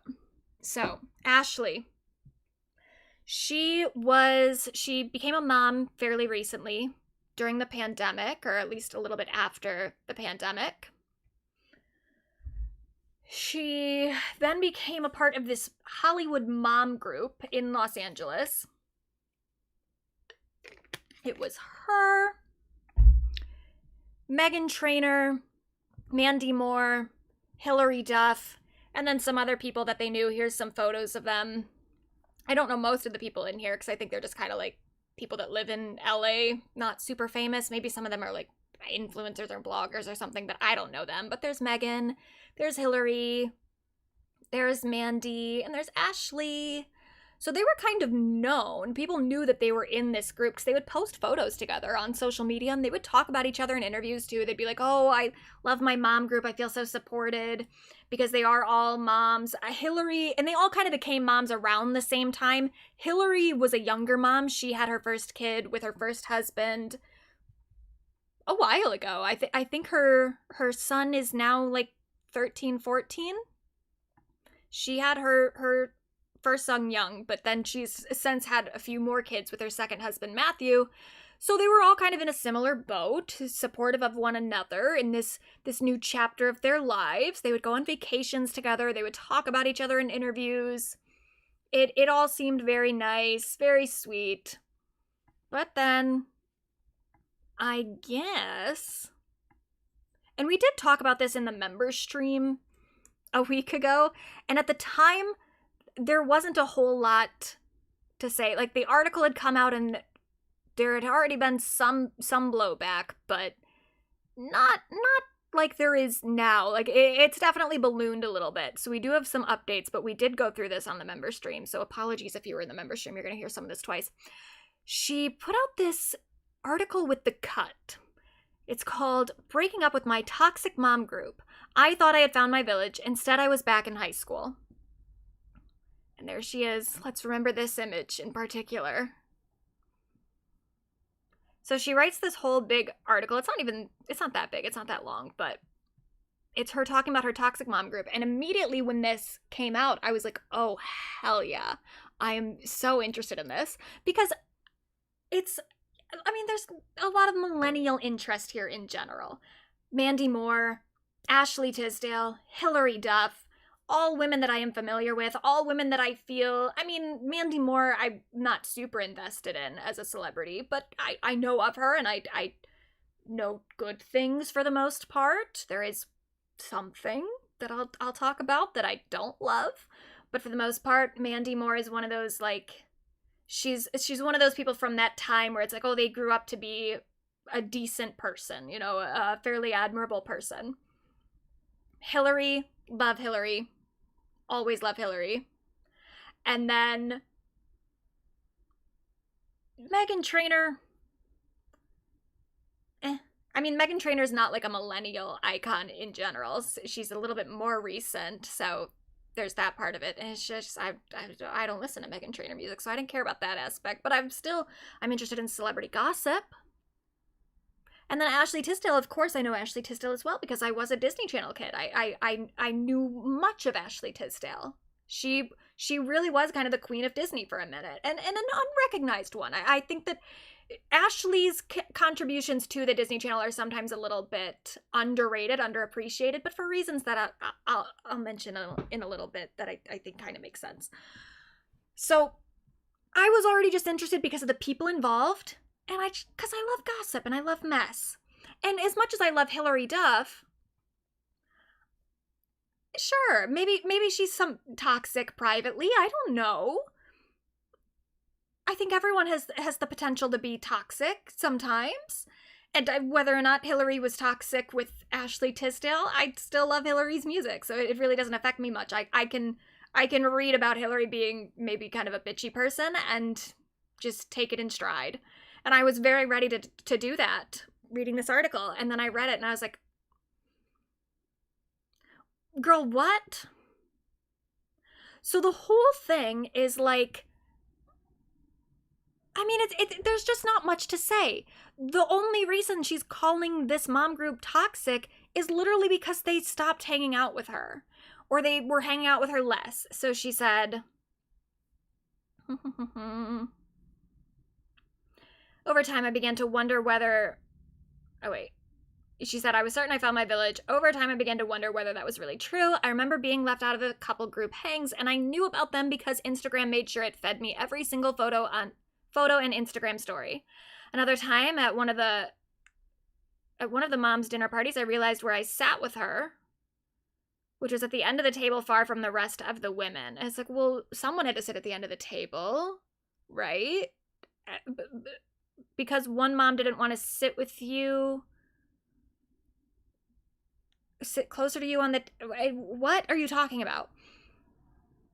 I was starting to feel frozen out of the group, noticing every way that they seemed to exclude me. At first, I tried not to take things personally. It's not like people aren't allowed to get together without me. And maybe there were perfectly good reasons that I hadn't been invited. We were all busy. Life was hectic. I told myself it was all in my head and it wasn't a big deal. So it's like, that's the crux of it. It's just that she felt like she was being excluded from some events that they were having without her. She'd sat at the end of the table once. It's just stuff where I'm like, well, maybe they just didn't really fuck with you. Which I get why that would hurt your feelings. I get why that would be hurtful. But some people just don't vibe, you know? Maybe they didn't really vibe with you. Maybe there were some differences that they couldn't really get past, so they invited you to less stuff and sat further away from you. I mean, the thing about the end of the table is like, well, someone sat next to you, right? Just because one mom didn't. The whole thing just felt so stupid. It's like, is this worth writing an entire article about and labeling this mom group as toxic because they didn't want to hang out with you? And then she said, she talks about like being in high school and feeling left out in high school, blah, blah, blah. And it's like, okay, again, it's like maybe being excluded hit like a trauma point for you. And you're maybe valid to feel hurt. But that doesn't mean that anybody else did anything wrong. But okay, it reminded you of high school. It triggered you a little bit. Cool. But then she says, even though it had been decades since the 10th grade, the experience of being left out felt so similar. Back then I would have quietly retreated and avoided confrontation because I wasn't confident enough to speak up for myself, hoping to be invited back and ready to pretend nothing happened. Nothing ever happened if I was. But I'm not in high school anymore. I'm a mom. And it's because I'm a mom that I couldn't stay quiet. I kept thinking, aren't we supposed to be teaching our kids to speak up for themselves when their feelings are hurt? When they get left out on the playground, aren't we supposed to teach kids to include each other? And that, I was already kind of like, ooh, I mean, kinda. You're supposed to, like, speak up for yourself if you're actually being wronged. If you're being excluded in something that you had a right, if you're, like, entitled to be included somewhere. I mean, if someone gets left out on the playground, that's hurtful, but also, again, it's like, sometimes people don't vibe with other people, and there are friend groups, and friend groups almost kind of require exclusion to some degree. We can't all be friends. We have to make some choices. There are some people that you're like, okay, I fuck with this person. This is my friend. This is my acquaintance. This is my enemy, you know? Other people aren't in the wrong for not wanting to hang out with you necessarily. But okay, I guess, yeah, you should speak up for yourself if you actually feel like you're being wronged. I don't know that you've really proven at this point that you have been, but all right, you want to speak up for yourself, just like you want your daughters to do. But then she writes, so that's exactly what I texted to the group after being left out from yet another group hang. This is too high school for me and I don't want to take part in it anymore. It didn't exactly go over well. Yeah, Ashely, I wouldn't think that it would. That's not you standing up for yourself. That's you, like, being accusatory toward other people. And it's just so weird because I'm like, did you text that out of the blue? Were there other were there other text messages within this conversation that would have made this response feel a little bit more warranted to me? She's just not doing herself any favors with the way that she presents this story. It feels like maybe she was the problem. I don't know. But this is too high school for me and I don't want to take part in it anymore. It's a rude thing to say to people. And again, it's very entitled of like, they needed to include me in their events. And she says, some of the others tried to smooth things over. One sent flowers, then ignored me when I thanked her for them. What? She sent you flowers. What else? You were entitled to a response to like your text message? I don't get it. Help me help you, Ashely. Help me understand what it is that these women actually did wrong. She says, another tried to convince me that everyone assumed I'd been invited to gatherings and just hadn't shown up. Then why didn't anyone ever ask where I was, I wondered. Again, it's like, well, were you actually that close with any of these women? Because if I'm in a group hangout and I maybe don't know one woman as well, if she wasn't at a bunch of events and I just assumed that she had been invited and didn't come, I wouldn't then pry further. I wouldn't be like, well, where is she? What was she doing? That just feels unnecessarily nosy. I'd just be like, oh, she's busy with a life that I'm not involved in. Did you hang out with any of these other women privately, or did you only hang out with them in group settings anyway? The whole thing just felt very weird and very just strangely accusatory for a story in which I still can't really see what it is that these women did wrong. Other than hurting her feelings, which, it's not... Sometimes you get your feelings hurt and it's not anybody's fault. And that's just that. That's how life works. You get your feelings hurt, and it's no one's fault. So this article came out, and I was just kind of like, this is a non-story. There's nothing in here that proves to me that any of these moms were actually being toxic. I don't even fully understand why she wrote this. But it did gain some traction right away, and I think it did for a few reasons. Number one, just the millennial aspect of it, of like, we haven't really heard these names together in this way for a minute, like Hilary Duff, Ashely Tisdale, Mandy Moore. I mean, we never even really heard their names together that much from the beginning, because even though Hilary and Ashely were both on the Disney Channel, they were different generations. You know, Hilary came before pretty much all of these later. Hilary was the OG, really, of the Disney Channel queens. And then there was Ashely and Vanessa and everyone else. So they didn't work on the Disney Channel at the same time. And then Mandy Moore was always separate of that anyway. But it was just exciting, you know, to hear all these, hear that there is drama between these women that we knew from like the early to mid 2000s. And then on top of it, people like to watch women fight. And to a degree, I actually think that that's kind of fine. I mean, there's the like really toxic gossip angle of it where we just want to pit women against each other, and that's not good. But I also think that there was a time that we're almost kind of coming out of now, but we're also maybe still in a little bit, where like to get past all that, especially from the early 2000s, where there was so many women getting pitted against each other and there was so much like catfighting in the media, there was an era in like the 2010s when everyone was on their like BuzzFeed feminist kick, where it was all about women supporting women and women being friends with each other and supporting each other. And I do agree we should support each other. And I overall, I'm a girl's girl, love girls, want to be friends with girls, with other women. But at the same time, it does feel kind of limiting at times, where it feels like women are being expected to always be nice to each other and always be friendly and always just be on their best behavior in general, When the fact is like, no, women are messy because they're people, because they're human beings. And sometimes you get into messy conflicts with other people. And I don't think that we all need to like pretend that that's not happening just because we think it like looks bad for two women to be fighting. Sometimes two women fight each other. And the thing that actually got a little bit, we've been kind of blue-balled with women feuds recently. There's like, there was the Charlie Taylor thing where Charlie wrote a song that was fairly vulnerable that happened to be about Taylor Swift. Taylor took it as a diss. Taylor wrote a diss track. And then there was no back and forth after that, you know? It was just kind of, it was a limp diss.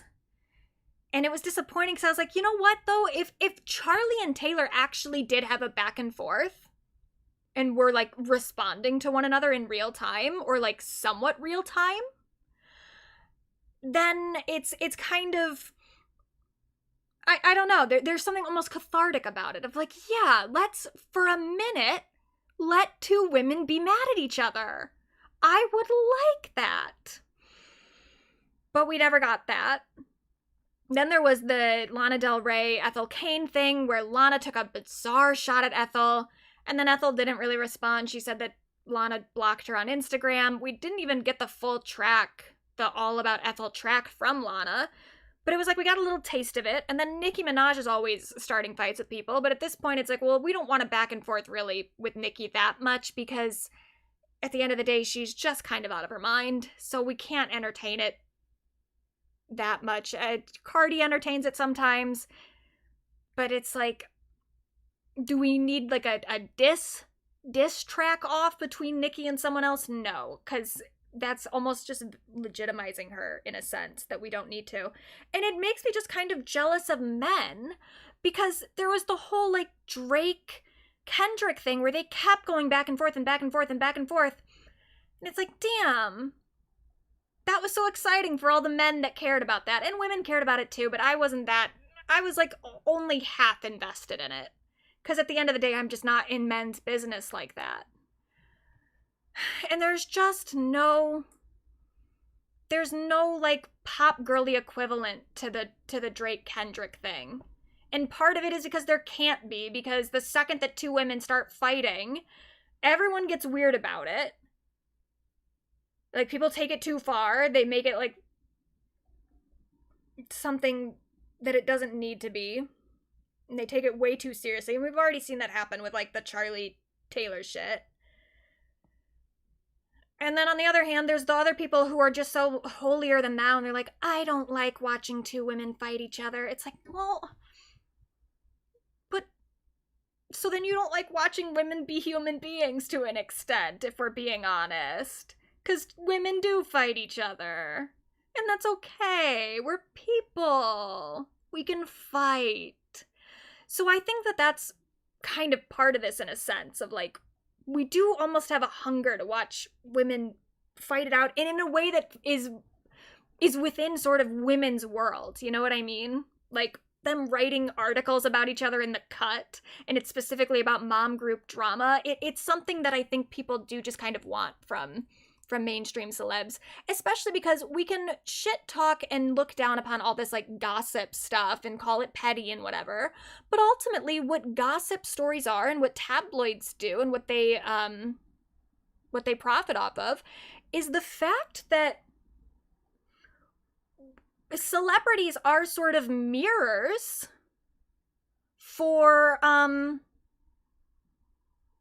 like real life events, for real stuff that people deal with personally. Yeah, Nicki and Cardi fought. I did mention that, I don't know if you were here, but yeah, Nicki, yeah, has fought a lot of people, but it's mostly one-sided, and even the Nicki Cardi stuff was all just on Twitter. And it's like, I want an actual, I want people writing songs about each other. And I don't think that's gonna happen with Ashely and Hillary or whatever. But it's the potential of it, the idea that like this could go on and not just be like a little Twitter beef that is over in a few days where there's clearly one winner, because who the fuck is taking Nicki seriously? I want like I want people taking sides to an extent. But, and the reason that I kind of want people taking sides is because,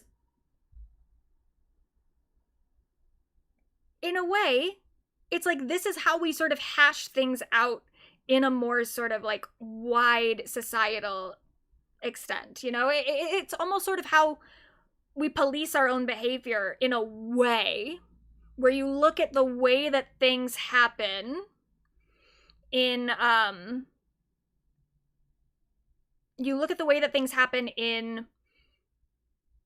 in general, like social, political, not political, well, political too, but like general like tabloid discourse and the way that people talk about it. And it's a way for us to all kind of have conversations about social norms and what is acceptable and what's not acceptable. Diss tracks are really a rap thing, though. It's a part of the art form. Yeah, it is. Like, I definitely think it lends it way more to rap than pop. But there are pop diss tracks, and there are back and forths. I mean, fucking Katy and Taylor went at it a few times. And I want it to be a more kind of, not widespread, because I don't want everyone doing it. But I want people to not be afraid of it, is I think my thing. I want people to stop being so worried about looking like the woman who's fighting another woman. Like, who fucking cares? Sometimes you fight another woman, and sometimes you fight a man. And I just think everyone's a little bit too worried about being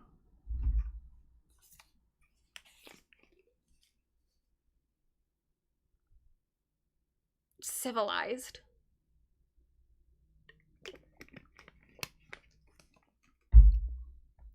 And this I thought was a really good kind of example of what I'm talking about like us talking about this as like a social thing that's like bigger than just that one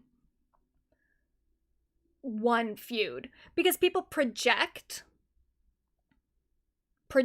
onto these incidents with their own personal life experiences. Like, I definitely did see people who were siding with Ashely, even though I think at this point way more people are on the other side of it. But there were people who were understanding what Ashely was saying because they felt excluded in friend groups before, and what Ashely said, especially I think because she was so non-specific, they kind of felt seen by it in a sense. And then there were other people like me who felt the other way of like, why did they need to include her in their friend group when they might not have fucked with her at all? And this person is correct in my opinion. The stupid Ashely Tisdale article. Something I hated growing up was the expectation that girls have to include everyone, and not wanting to be someone's friend is being a mean girl. Maybe they don't want you in their friend group because you suck. Yeah, fully. I think that, like, women are expected to always be nice to one another, to always include one another, to not ever, to be so worried about hurting other people's feelings in a way that men just kind of aren't. And what's funny about it is that Hillary actually, like, she talked about friend breakups in her interview with Jake Shane for the Therapist podcast, and this is kind of relevant here. Well, a friendship breakup could like possibly be worse than a breakup. So too. I mean, I've never had a breakup, but I think so too. Yeah. They both suck. And then like I suck too sometimes. Yeah. You know, it's like a mixture of just that. Do you remember like at what age you like looked around your friend group and you were like, okay, I feel stable in my friend group and my friends and my love life and my social life? Like, do you remember like when you felt that? Probably right around my 30th birthday. Like my now husband came back into my life at that time. And I remember looking around the table at my 30th birthday, and we were like, we had dated before but broken up and gotten back together and dated and broken up and got back together.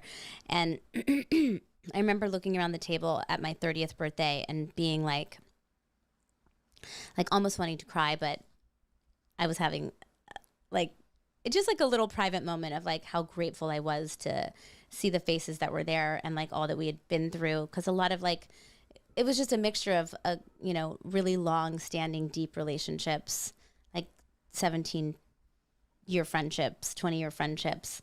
And then, you know, and also new faces and like new friends. So old and new, whatever. I don't know what I'm trying to say. It just felt really good. And I was like, I'm on a good path. Like sometimes you have to like friend cleanse. It's okay to edit. It's okay. Yeah. But you feel like a bad person when you're doing it because you're like, why am I sitting in the seat that I get to go? But also, like, you feel like... And that's very telling, too, of, like, why am I sitting in this seat that I get to? It's like, well, because it's your life. Because you get to decide who is around you and who's not. So that's why you're not, like, playing God. You're playing the main character in your own life. You get to decide. But what she's saying is very true of, like, sometimes you have to edit. And it is very kind of ironic that a few months later, Ashely comes out with an article that's like, how dare you edit? How dare you decide that I'm not in your friend group anymore? Even if she didn't directly call Hillary out. But so it's like there's stuff just baked into that. And that's what's good about some fights is like it actually does kind of prompt discussions about normal everyday stuff that people can relate to of like, when is it okay to start excluding someone from your friend groups? And the way that Ashely sees it, it seems to be never. Or at least not to her. But then, so it quickly after this, and this is where things start to devolve. They devolve fairly quickly. The people start kind of making it about just a general, like, kind of character assassination of the people that they like or don't like. The people that they side with or don't side with. So Ashely's politics get brought into this fairly quickly. So one thing in particular is that she made some pro-Israel Instagram stories right after October 7th. And I don't totally, here's the thing, it's like a lot of people when October 7th happened didn't really know much about the situation. They just knew that like there was an attack. They saw the mainstream news coverage. They knew that there was an attack, and so they felt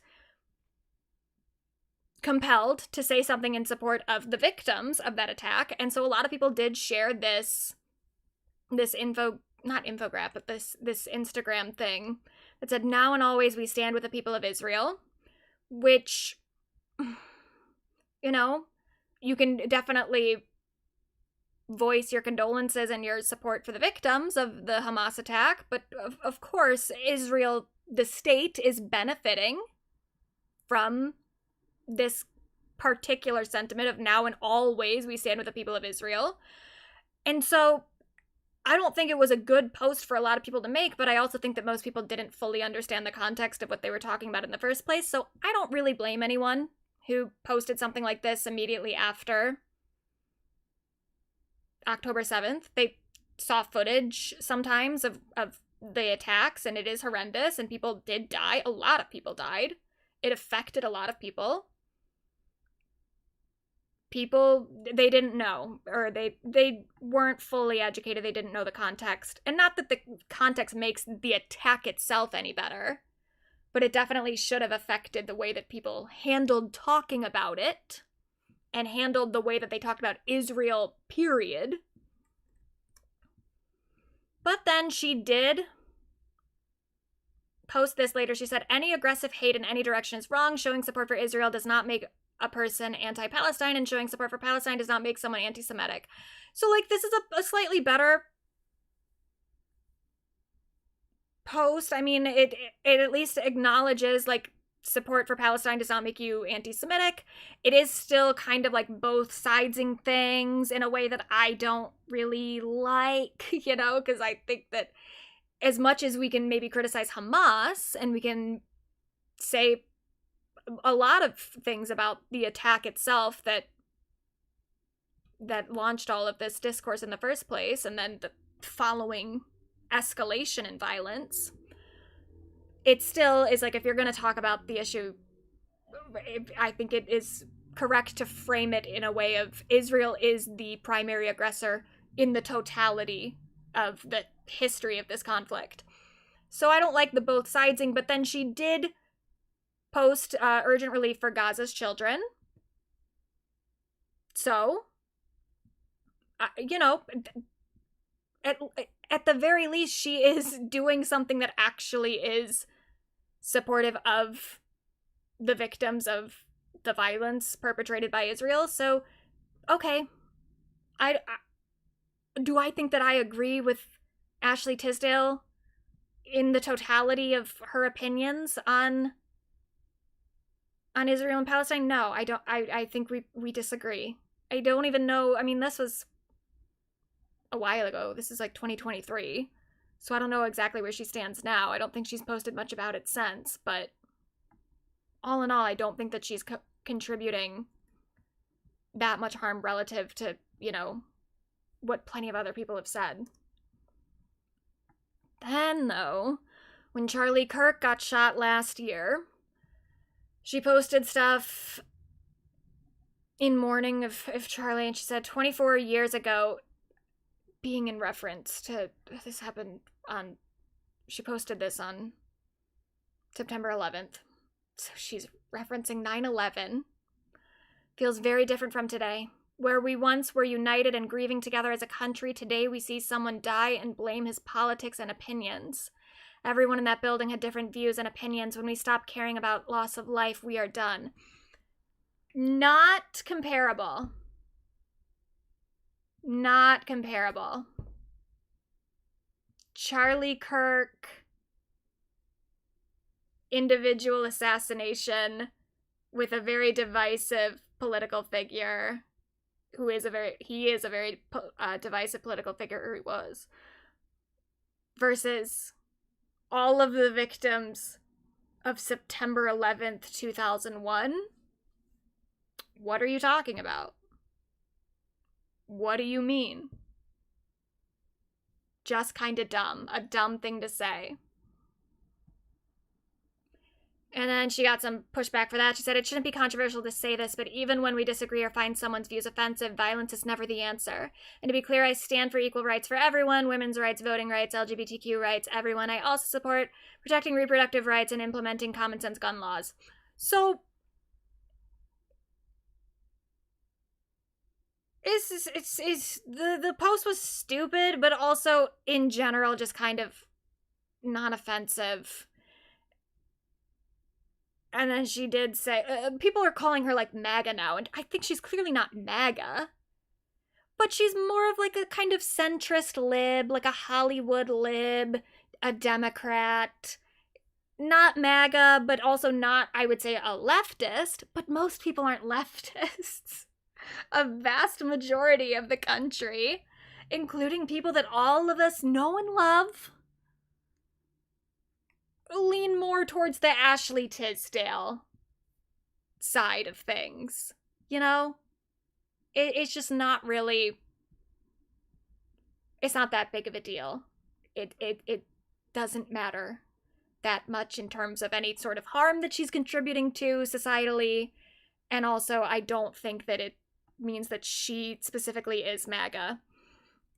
And so the way that people were using these posts as a way to just like shit on Ashely Tisdale in general and be like, well, I don't care what she thinks then, or I automatically side with Hillary Duff or Meghan Trainor or Mandy Moore, etc., because Ashely Tisdale has these regressive beliefs. I think it's so annoying, and it's something that people do, like leftists online, not leftists, just people online do this shit constantly of like, if you can find one reason to not like someone in a way that feels morally righteous, then you can use that as an excuse to not empathize with them as a human being at all. Because it's very clear that a lot of people were kind of like already not really fucking with the article in the first place. So it's like, well, now we have this other reason of like, well, now we don't even have to take her seriously because she has these regressive viewpoints about this stuff that we've all decided that we care about. So it's a way to just kind of, I don't know, not even take her seriously as a human being anymore. But it's like, even if you sided with her at the time, if you read the article and you related to what she was saying, none of this changes that, you know? You can still have empathy for Ashely Tisdale and still feel bad for her. even if she says things that you don't agree with sometimes, that's sort of just a part of being a human being. Sometimes you have empathy for people that you wouldn't even want to hang out with, you know? It was a similar thing with the way that some people were responding to the Lily Allen album of like, well, she's done this, this, and this before. It's like, well, okay. I'm not saying you have to like Lily Allen as a person. You don't have to be a fan of her. But her doing A, B, and C that you think is wrong, and a lot of it was wrong, that's not a reason to not have empathy. And not that you have to have empathy for Lily. You don't have to listen to the album. You don't have to pay attention to the story at all. But it's like, when other people are feeling bad for Lily because of something that happened, that they are hearing her sing about in her new album, you don't have to come in and be the morally righteous person that's like, you shouldn't feel bad for Lily Allen because she did ABC, you know? It's just like, these are separate things. You can have empathy for people that you don't really fuck with. And it's very weird that so many people want to normalize not doing that. And I'm not even saying that, like, you need to go out of your way to be supportive of people that you don't agree with politically. Again, you don't have to read Ashely Tisdale's The Cut article. You don't have to listen to Lily Allen's album. But it's weird for me that people always want to shame other people for having empathy. But also, if we're going to do this whole thing about Ashely Tisdale and her somewhat support of Israel, Mandy Moore's not innocent, and Mandy Moore was in that group. Mandy Moore signed the joint letter to, was it to Joe? Yeah, it must have been to Joe Biden at the time, to demand the release of the Israeli hostages, alongside Gal Gadot and Amy Schumer and Deborah Messing, all people that you don't really want to have your name next to in a discussion about Israel-Palestine. So, all this hand-wringing about Ashely Tisdale, Mandy Moore is here being just as, if not more, problematic in that sense. And Mandy Moore, I'm also not even totally mad at either, because it's like, I mean, I don't like this. I didn't like this whole letter. But it's like, what do I think that these celebrities even totally understand? They know that there are hostages, and that sounds really bad. And yeah, of course, a lot of people did, even people who are pro-Palestine, can have feelings about the hostages that were taken. But it still is like, well, in the grand scheme of things, is that the thing that we need to be highlighting when there's an actual genocide on the other side of it? Probably not. So, yeah, Mandy Moore also doesn't have her hands completely clean. But this is another thing, too, where the one thing that I can say about all the talk about Ashley's politics, I can kind of understand it from the angle of, because Ashely didn't really write anything in the article about why it is that these women stopped hanging out with her, that led a lot of people to want to fill in those gaps of like, let's maybe try to find some reasons that these people wouldn't have wanted to hang out with Ashely anymore. And the reasons people filled in were reasons that they might not want to hang out with Ashely anymore. Of like, well, she made this post about Charlie Kirk, or she made this post about Israel. I wouldn't want to be friends with someone who did that, so that must be why these other women didn't want to be friends with someone who did that. And it's like, well, that was always kind of unrealistic, because number one, Ashley's politics don't seem any more regressive than just the average liberal, the average Democrat. And I think that all of those women in that group are probably the average liberal and the average Democrat. None of them are overtly political people. Hillary's husband Matthew is political fairly often on his social media, so you can kind of like gleam, and Hillary has said some stuff mostly in support of like LGBTQ people, where it's like, okay, I'm assuming that Hillary is like on the progressive side of things, but also probably still like liberal Democrat.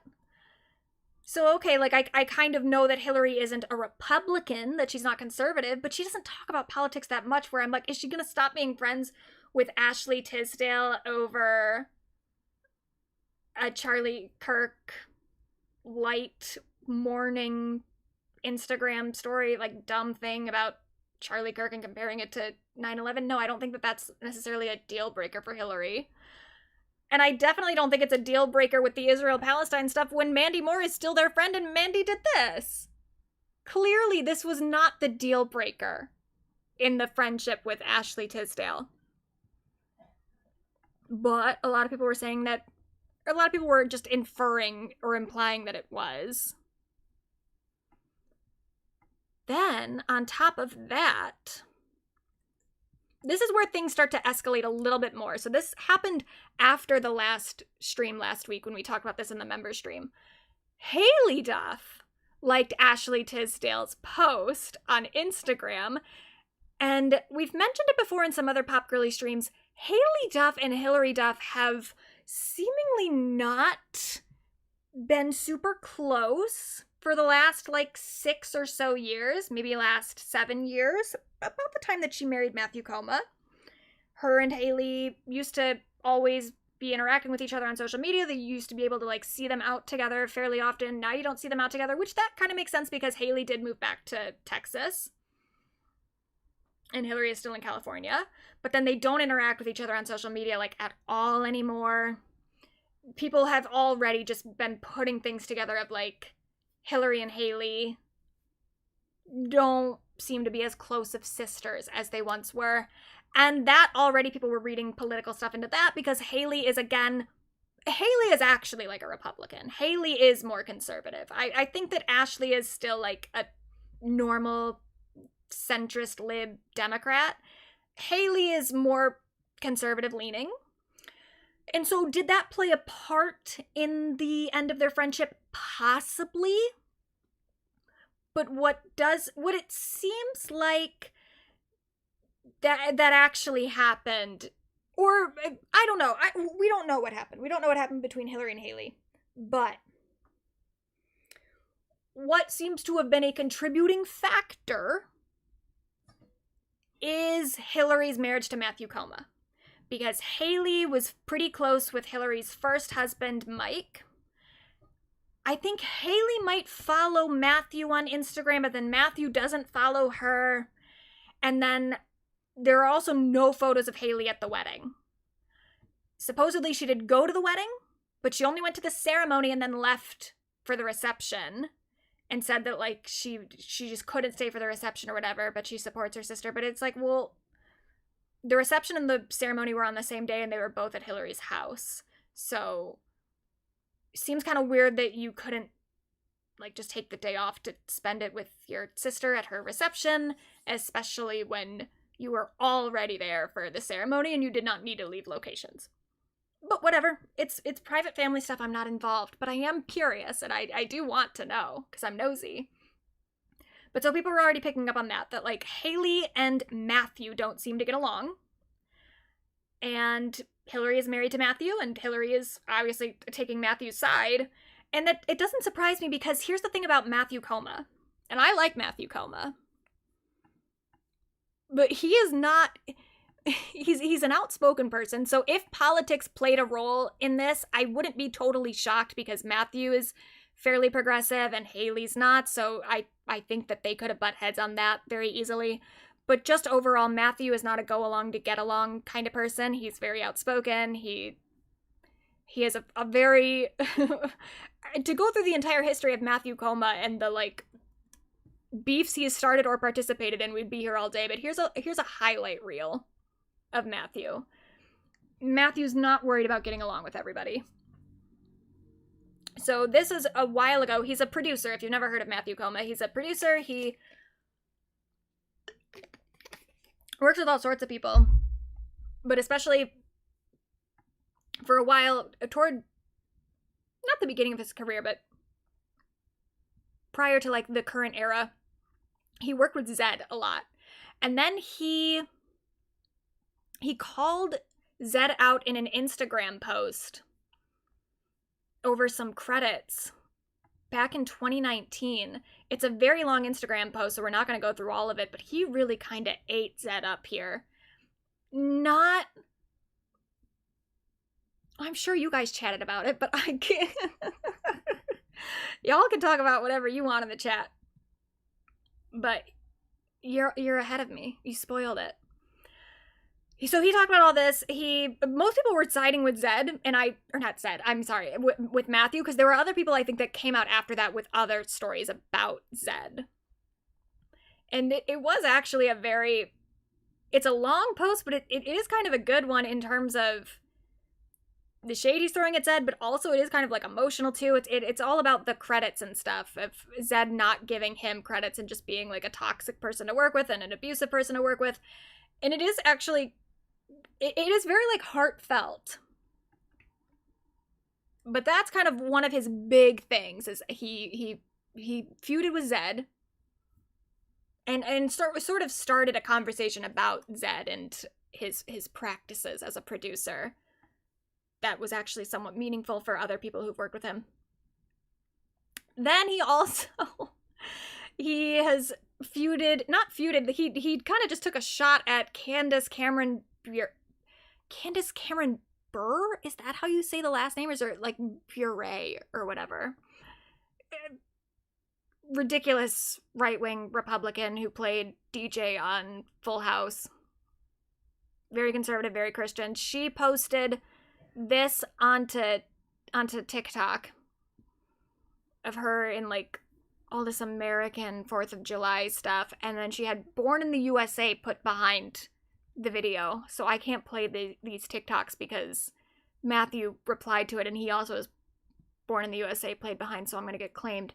But he like replied to her TikTok or duetted it or whatever you call that on TikTok, and he said, yeah, that song you're playing, yeah, it's about veterans coming home from Vietnam and being treated like shit. Yeah, it's not about the 4th of July. He also, more recently, he made a Fuck Ye t-shirt in response to Kanye's anti-Semitic tirades, where all the proceeds went to benefit Holocaust survivors. He also, sometimes he gets into these, again, they're not feuds because it's mostly just him taking shots at other people, and they never respond, or very rarely respond. Sometimes he's doing it for, like, political causes, political purposes. Other times he's just trolling. So this was after Adam Levine had a cheating scandal with those DMs that he sent a bunch of women, one of which was, holy fucking fuck, that body of yours is absurd. So Matthew involved himself in that and put a photo of himself instead of the photo of the women on this screenshot of the DM. He also, back when Elon Musk took over Twitter and then he democratized the blue check marks by making it a part of joining Twitter Blue or whatever they call it now, where you could get a blue check mark and then impersonate celebrities because there was no regulation on it. Matthew got kicked off of Twitter for impersonating Gwyneth Paltrow. He'll write like fun little stuff about Hillary on Instagram. Like, he's just kind of a troll in general. So he took photos once, this was on Valentine's Day. He took photos of Hillary. Some of them are paparazzi photos. And some of them, this is from one of her music videos, of her like on beaches with men. Sometimes like her ex-boyfriends and stuff. He took those photos and then wrote the caption, "This Valentine's Day, I'd like to thank all the brave men who have saved my wife from dangerous oceans over the years. You don't go unnoticed, and your fearlessness is celebrated in our home every day." And this is something, too, that, like, he gets silly in a way that I think Hillary responds pretty well to, because she, similarly then, there was this challenge that was going around for a bit of, like, post one of your early pics for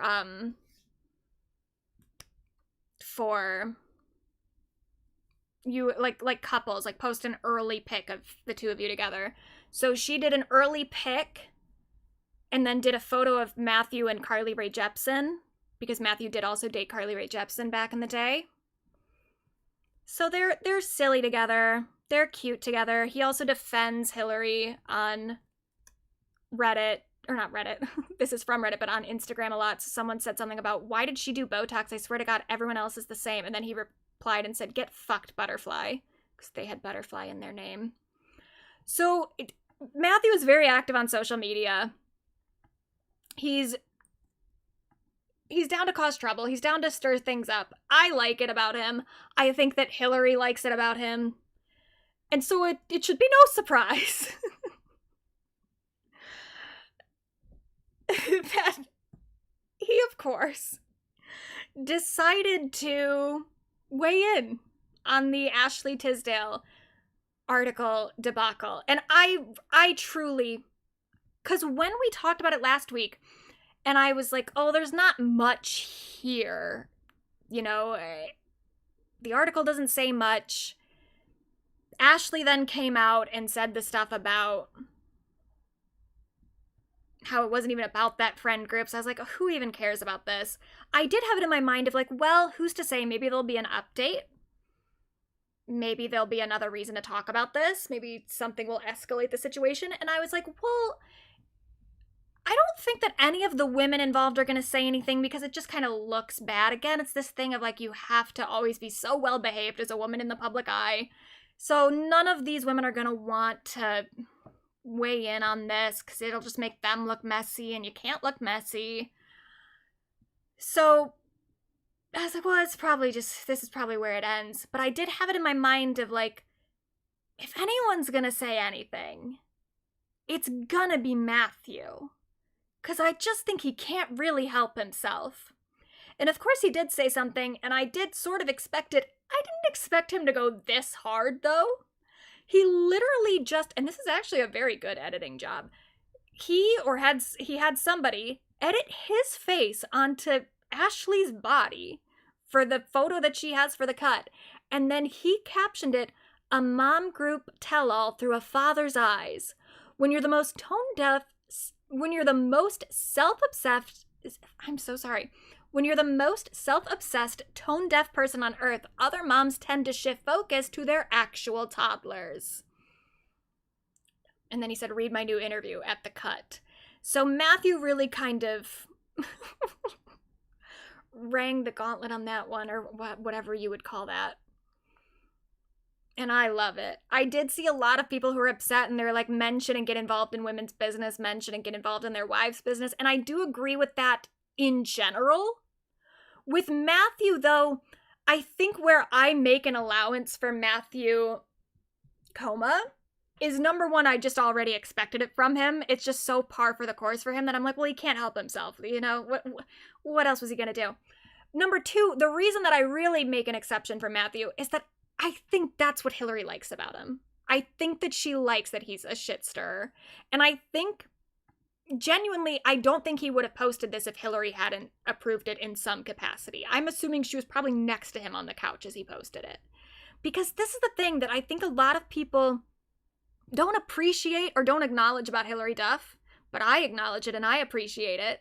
Hillary Duff is messy. We don't think of her as messy, because she does have a fairly clean public image, but when people start fights with her, she does like to respond.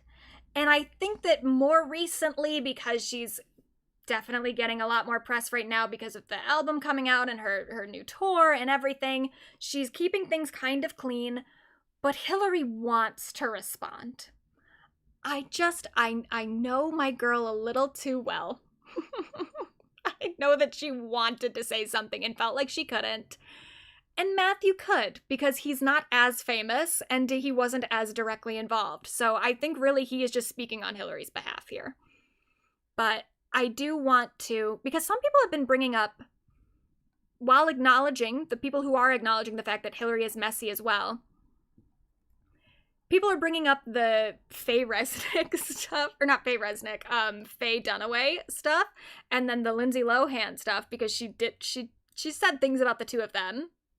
They said things first, allegedly, in the Faye Dunaway part. She allegedly said something, and then Hillary responded, not allegedly, Hillary responded very directly. People have been bringing that clip up, but this is not enough people are talking about the messiest thing Hillary ever did. And I do kind of love this about her. And this is, she could get away with this because this wasn't a celebrity, which is actually fucked up that she put a private individual on blast like this. But it also was really funny. This is Hillary's battles against her neighbor Dieter Addison. And I know his name is Dieter Addison because she wrote it on her Instagram story 4 times. His full name. No ambiguity. No, like, I've got a problematic neighbor. She's like, no, Dieter Addison. Go fuck yourself. Here's some of her Instagram stories from 2018 talking about her neighbor. Calling all New Yorkers with asshole neighbors. Really open to any advice you have. My neighbor smokes cigarettes and weed all night long.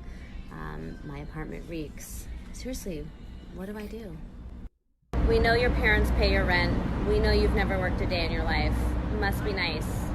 Have some respect for your neighbors who work hard to live in that building. Don't be a dick, dude. And put your trash down the chute. And she said, slept 0 minutes last night because of Dieter the dick. Worked 15 hours yesterday and back at work at 5:30 a.m. This is the real world, Dieter the dick. Your smoking ain't delicious. And then she gets a little worse. She found his fucking Instagram account and said, found you, and posted it on her own Instagram story as a very famous person, a private individual who had already had a private Instagram account. And then she put her little eggplant emoji. She put a big eggplant emoji, and then she put, or actually, and then a smaller eggplant emoji. She said, I really hope your hangover hurts.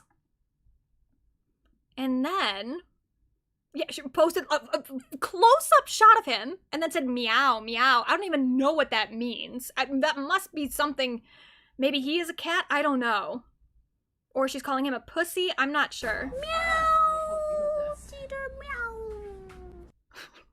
She says, and another thing, stop breaking all your furniture when you fight with your girlfriend or boyfriend. It scares me and my kid. Therapy is cheaper.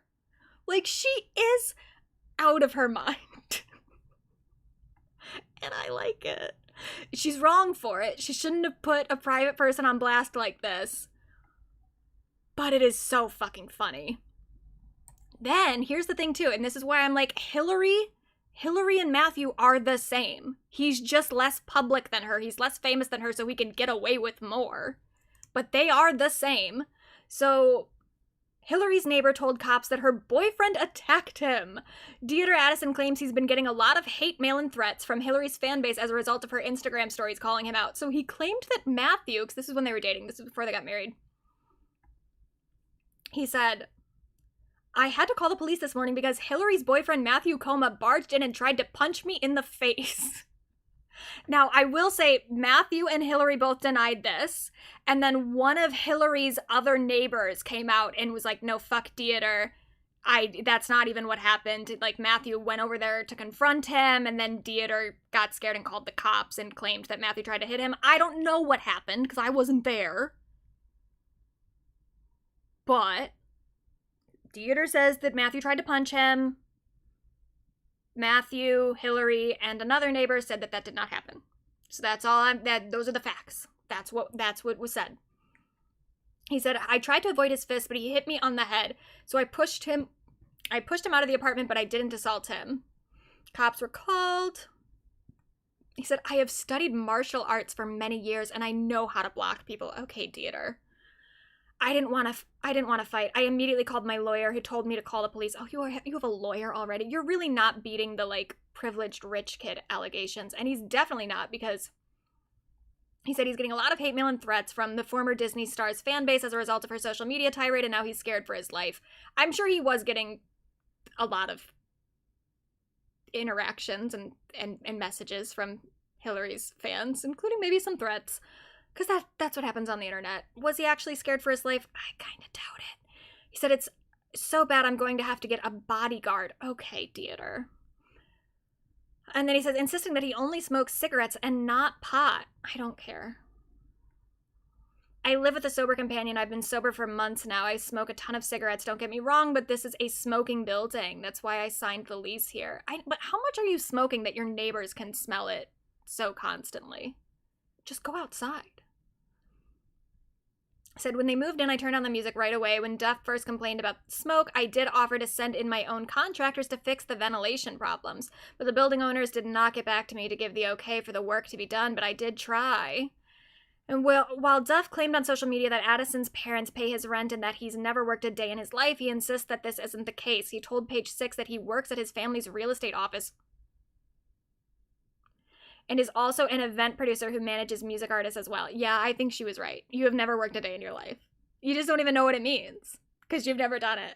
So you think that working at your family's real estate office is an actual real job, or being an event producer who manages music artists. I mean, that is a real job for some people. But when a rich kid does it, it's usually they're throwing parties and they're like, I'm an event planner. So yeah, Dieter does sound like a little shit. She also shouldn't have posted it.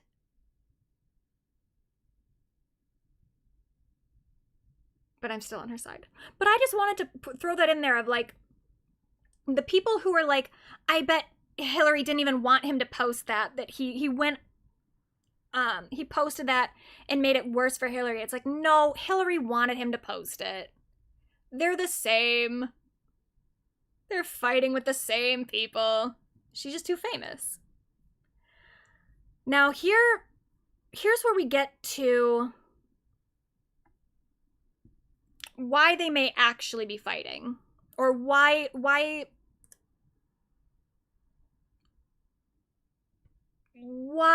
Ashely might have actually been excluded from the friend group. So if we all remember, Spencer Pratt certainly does, the LA fires from last year in January, Ashely wasn't like super affected by it, I don't think. I know she wasn't super affected by it, but she did post about her mental health in an emotional Instagram post amid LA fires, that they're far from alone. She says, there are times in life due to my mental health where I feel very alone, even when I'm out to dinner with friends. This experience has shown me how many amazing people I have in my life, and I am far from alone. The amount of people checking in with each other is so amazing. You realize in dark moments you have each other. The human connection is not lost. Shout out to the mom group that's there in the highs and lows. And she added Hillary Duff, Mandy Moore, Meghan Trainor, all the people from the mom group. This is January of 2025. However, according to The Sun, and we don't know if this is true because it's The Sun, so it very well could not be true, one of the reasons that they cut her off is because a few of the other moms in the mom group were actually incredibly affected by the LA fires and didn't feel like Ashely was being super supportive of them and wasn't checking in on them. So it says, it wasn't an overnight thing. Her politics didn't align with a lot of the group members, which drove a wedge between them. I still don't fully believe that, but maybe behind the scenes, who's to say? But the big straw that broke the camel's back was how Ashely responded to the group about the LA fires last year. Multiple members of the group were impacted, some worse than others, and Ashely hardly checked in. She didn't offer to help with the means she has. She just lived her own life, didn't check in to see how others were doing, and her friends felt abandoned by her. Her friends felt the amount of self-absorption she showed just got worse, and it was impossible to maintain a friendship with her since it was so one-sided. It seemed like she was only interested in things that benefited her or suited her interests. Now, this, I was like, okay, this sounds a little bit more in the realm of realistic, because I do know Mandy Moore, her house burned down, and she moved in with Hillary and Matthew, and then her brother and sister-in-law also lost their home. So I'm like, okay, I know for sure that Mandy Moore specifically was affected by the LA fires, and so I can kind of see if maybe Ashely wasn't checking in, maybe that Maybe that was a contributing factor. I don't know. Where I was like, oh, I think this really might be why this happened.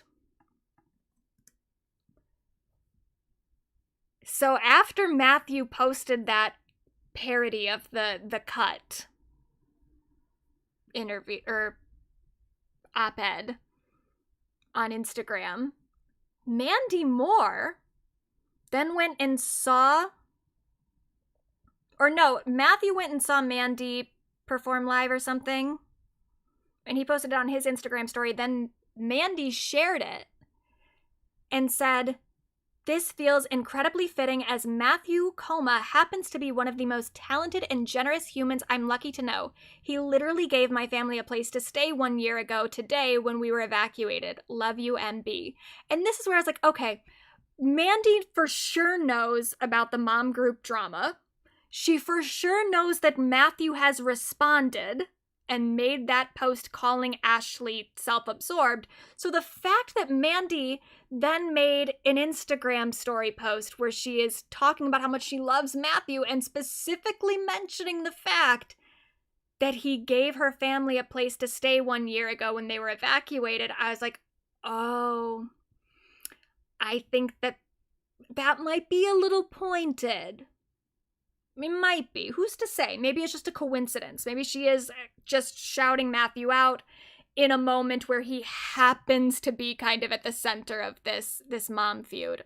I don't know, but it felt like a clue to me.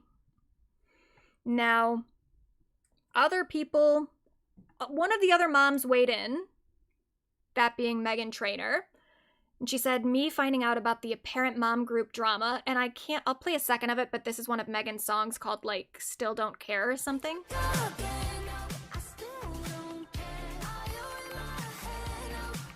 So, she didn't say much, but giving an indication of she knows about it, and she still doesn't care. Still doesn't care about what, though? Maybe Ashely? I don't know. It does seem a little shady toward Ashely, but also Meghan is like the one person in this group that Ashely never unfollowed? So I don't know.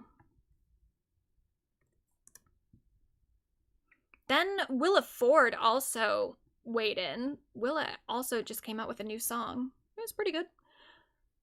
But I wanted to include this because I guess Willa is friends with some of the other moms, the ones who aren't as famous. So just to have another perspective in here of someone who's closer to one of the other people.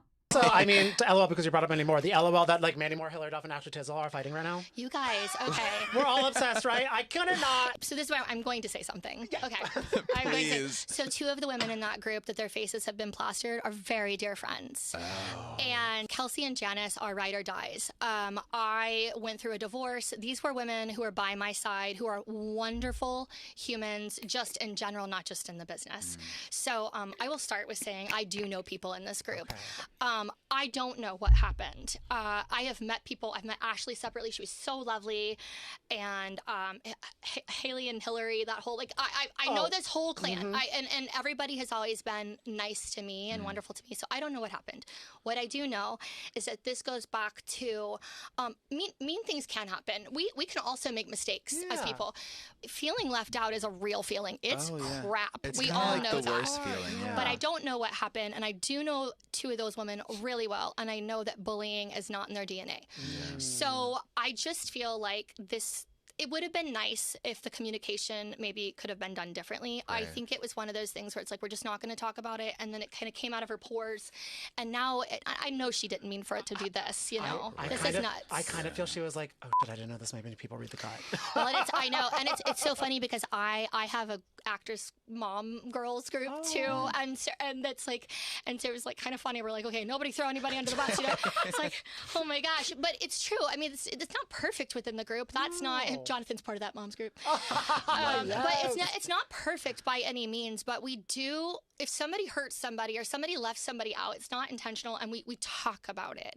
And so again, this is just loved seeing a woman say something about the other women, and I just ooh, like it makes me so I actually think this whole thing does resolve itself, as much as I know everybody wants a reality show about it. My girlfriends didn't deserve this. They're not actresses. Their faces didn't deserve to be plastered. They're, again, wonderful humans, and I can't say enough about the time in my life that they were really by my side. Yeah, and I think that this is where it does get a little tricky, because there are moments where I'm like, I do think people are being a little hard on Ashely here. Like, people are just being a little too gleeful about it, about just wanting to, like, talk shit about a woman. Especially, like, the far reach to say that she's MAGA when she's clearly not MAGA. She's just, you know, a normal lib. It's like, who cares? It's not that big of a deal. But at the same time, I'm like, well, she did write the article. You know, I don't think that means that she deserves every bit of scrutiny that she's getting, but it is kind of like, well, you put these other women on blast. You thought that you were gonna out them all as, like, this toxic mom group, and she did double back later and was like, it wasn't about that particular mom group, and it's like, of course it was. That means that you've been kicked out of 2 mom groups, which doesn't look great for you, but even then, it's like, obviously. And even if it wasn't that mom group, you made that article knowing that people were going to think that, because we've seen the Instagram posts that you're in with these women. We've seen you talk about them in interviews. We know that those are your friends. We know that that's the mom group. So if you're writing an article about a toxic mom group, everyone was going to think that you're talking about those women, and you were putting them on blast for no reason. So it's kind of like, I can't feel that bad. This is a mess that you created. But I do feel somewhat bad for some aspects of it. But then other people are getting involved, including Christy Carlson Romano. And Christy Carlson Romano is doing exactly what you expect her to do, which is involve herself and add commentary and make it seem like she's going to say something significant or noteworthy, but then she just does not. And it's like she just wanted to talk. People have clowned on Christy for doing this a lot, because she has, like, a YouTube channel where she does it. She has a podcast where she does it. People have also gotten super weird anti-Christy Carlson Romano in a way that feels kind of misogynistic. Like, we can make fun of her, not make fun of her, we can poke fun at her for this kind of content, because it is pretty absurd, and it's a bizarre amount of clout chasing. But at the same time, it's like, has Christy really... has she done that much that's, like, so egregiously wrong? I know that she interviewed Corey Feldman, and Corey Feldman has allegations against him. But for the most part, it's like, Christy is just sort of embarrassing more than she is, sincerely problematic, you know? But people really hate Christy Carlson Romano, but I think she's just kind of funny. I think that her shtick here of inserting herself into things for no reason is just funny. Groups. I live in Austin. That's important to say. Also, I don't identify as a celebrity. I think it's like, you live in Austin. It's not important to say. What are you who cares? What does that have to do with anything? Okay, I'm going to talk about mom groups. I live in Austin. That's important to say. No, it isn't. Also, I don't identify as a celebrity. Also, not relevant. Not relevant whatsoever. I think I'm a public person, but I don't ever go around calling myself a celeb. Now that that's out of the way, And Christy, by the way, if you don't know, Christy, she was also a Disney Channel star. She played Ren in Even Stevens. She was also the voice of Kim Possible. So she was around Ashely Tisdale. So it is somewhat significant of the fact that, like, now we have more Disney stars talking about this, but Christy doesn't know anything. She's involving herself for just no reason. I think that mom groups are really important to people when they first have their baby, because I think it aligns you with a certain kind of tribe to help you get through postpartum hormones and stuff like that. I think it's really great. That's why Mommy and Me classes exist. Okay, so here's where it gets a little trickier, is when your kids get older. Basically, again, not relevant. Doesn't, like, that wasn't what the article was about. It wasn't like, oh, now our kids don't get along. No, their kids are still very young. That wasn't the issue. The issue is that Ashely felt excluded. So what does the children getting older have to do with anything? Oh yeah, and she was also in Cadet Kelly with Hillary. Basically, you can have friends with the moms, but then if the kids don't get along, sometimes you end up cycling out of those friendships, and that kind of sucks. But in the end, if you can make time for the people that matter to you, they should be giving back to you as much as you're putting out. And if that dynamic shifts, then just go find another group of friends. It's very simple. It's not supposed to be dramatic, but I get it. Sometimes it gets a little crazy, and then you write an article about it. Okay, I'm going to talk about mom group. Like the thing she does at the end with her eyes, or she's like, "Oh, I just said something spicy." If like, but you didn't. You're putting out. You didn't say anything. You didn't offer any worthwhile commentary whatsoever. Like, just genuinely.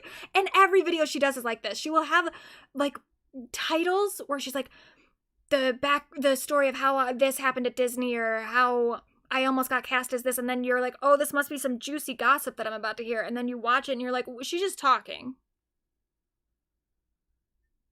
Just absolutely nothing. I've learned nothing. But she always gets me. It's happened so many times where I'm like, she's gotta be saying something worthwhile this time. And then she did it again, where she just went onto Instagram and just posted a throwback Thursday of her with Ashely and then her with Hillary, just to remind you that she knows both of them. Like, girl. She is so funny.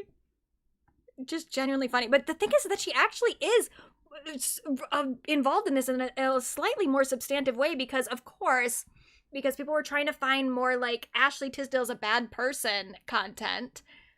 Some stuff resurfaced, including a clip from one of Christie's podcasts with her and Annalise Vanderpool, who is also a Disney Channel star. She was in That's So Raven. That's pretty much all she's really known for. She didn't have as big of a career as a lot of these other stars, which is why she then started waitressing, and this is where this story comes into play. She started waitressing and then waited on Ashely Tisdale and mentioned it during a podcast episode. Yeah. I remember one time I ran into Ashely Tisdale. Oh, Lord. And I had to Jesus. serve Ashely Tisdale and... Oh my God! Yeah. Are you fucking kidding me? No. Oh my God! Yeah, I want to say she was lovely, but... Oh my God! I'm sorry, I'm pulling myself away from the microphone I know. right She now. didn't do anything, but she was uncomfortable for me. You know what I mean? I would have given you the fattest fucking tip. Oh, yeah. Well, you would have been like, oh my God, hi. She was Yes. so uncomfortable. It was like I had to, you know what I'm saying? I grew up with like, Ashely. I'm fine, girl. Yeah. I remember one time. And then after that podcast, when it first circulated, they then addressed it in a later podcast episode. Traction is hilarious. Like, the fact that that Ashely Tisdale thing got so much traction is hilarious, because I literally didn't say anything bad about her. And the thing is, like, even if I did, so say I'm like, I think I think it also partly was my reaction to it and taking so much joy in it. And I don't take joy in her feeling weird. I take joy in you being a survivor. I take joy in you being like, you know what? I'm still fucking here. Like, that to me is why That's not what that sounded like to me. The oh my God sounded a little more shady than that, but okay, you can reframe it here if you need to. We laugh through, not gritted teeth, but we laugh through the pain of it. It's an awkward thing. You went through it. Totally. And I'm speaking from the other side. I'm speaking from someone who's actually been in service, who knows what it's like to wait on people that you used to work with, people that used to actually even kind of come after you or work under you. But the thing is, like, should be able to say the bitchiest thing about her and people should be able to forgive her. Like, that, it's the cancel culture that's ridiculous. I should be able to, like, yeah, she was kind of a bitch to me that day. Oh, well, sorry, I was having a bad day. Moving on, like, who cares? But yes, I guess I need to move on because I've been talking about it too long. everything is very charged and people are very sensitive. But I mean, I think I am in favor of first impressions. You heard it here first. So, like, didn't say much, but there is an implication that, Ashely was a bit of a bitch that day. But as they're saying, she can be a bitch one day and we can all move on. That's fine. But it is definitely adding to this narrative of like, well, that's why people don't want to hang out with you. Then also, I haven't seen a lot of people talking about this, but She's not the first time that she's put another celebrity on blast. I know, yeah, the cancel culture part. It's like, what are you? That's not cancel culture. That's just people being gossipy, and that's okay. But she also once put Kevin Smith on blast because I guess he like hit her car. She tweeted at him, "Thanks at Kevin Smith for scratching my mirror on my car and not stopping. Classy move, neighbor." And then he responded and said, "Apologies, I drive like Cruella de Vil in the hills. However, I did do a courtesy stop and then you pulled away first." I was like, that's so Sharpay. And then she said, "Ha, apology accepted." And then later, Kevin tweeted, "So the incredibly sweet Ashely Tisdale stopped by my house and tried to apologize. I assured her that I'm the one who's driving like a wildcat. Also told her I'd send my kid our tweets." And then I guess this is his kid's response. "We saw Ashely in High School Musical Live." Ashley was like, "Oh man, I don't really know what that means." But just kind of interesting that like she's called other celebrities out on social media before and has seen how people respond and that it starts some shit. But, everyone made up in that instance. There was then another car incident, though, with Ashely, where she supposedly was in the wrong. Now, I don't know anything about this, and this is all coming from the lawyer of the other woman. But now that this toxic mom group thing has happened, this lawyer for a woman that once sued Ashely has now gone to the Daily Mail and made a statement where he said Ashely Tisdale was extremely rude during this legal proceeding, which I'm like, yeah, well, she was getting sued, so I wouldn't really expect her to be that nice. But I guess there was a car collision in Los Angeles where this woman said she had sustained injuries to her shoulders, neck, back, and left wrist as a result of the crash. And then Tisdale's behavior was dismissive at the scene, and the actress attempted to shrug her off by telling her that her manager would be in touch. After receiving no word from Tisdale or the manager, she decided to move forward with her suit and posted her side of the accident on social media, at which point things became messy. After making her post, Gonzalez then claimed in docs that Tisdale's husband, Christopher French, publicly came to her I'm so sorry, I can't read today. Publicly came after her and then released her personal information on his social media account. So another husband getting involved in something. French claimed that Gonzalez was a registered nurse who worked at Cedars-Sinai. So literally giving... This is a little worse than the Dieter thing that Hillary did. Hillary should not have posted that man's full name and his Instagram account. But he was posting her job in saying that she specifically where she works and what she works as, and accusing her of committing insurance fraud, which maybe she was. I don't know. It was ultimately just a dispute between two people. I don't know much about it, but people are kind of eating it up because of the narrative about Ashely being a bitch, and now this woman who sued Ashely years ago, her lawyer is being like, yeah, she's a bitch. Is it that serious? I don't know. Because I don't know if this woman actually sustained any injuries from this car accident. I also don't even know the details of the car accident. Like, they got into some sort of collision. And it could have easily been a woman who knew that Ashely was famous and so was trying to get more out of her. It could also be that Ashely did genuinely do something wrong and then tried to escape accountability because she's famous and rich and thought that she could do it. I don't know. But I think the most interesting part to me is just the fact that, like, her husband was posting about this woman's job on social media. And it's like, have we learned nothing? You keep getting into these little tiffs because of things that you or your husband post on social media about things you're dealing with, and then you went and wrote an entire article in The Cut about your toxic friend group that's full of other celebrities. It's like, I just don't know why you thought this was going to go well. I don't understand. Then we also have another question here, which is, if Ashely is so desperate for friends who are mothers, who are recent mothers, who are going through many of the same things that she is going through, where is Vanessa Hudgens? Because Vanessa and Ashely were very close friends for a very long time. Vanessa very recently had a baby. Kind of seems like if Ashely had anyone that she could like relate to and talk to and go through all this new stuff with, it would be Vanessa, because they were besties for so long.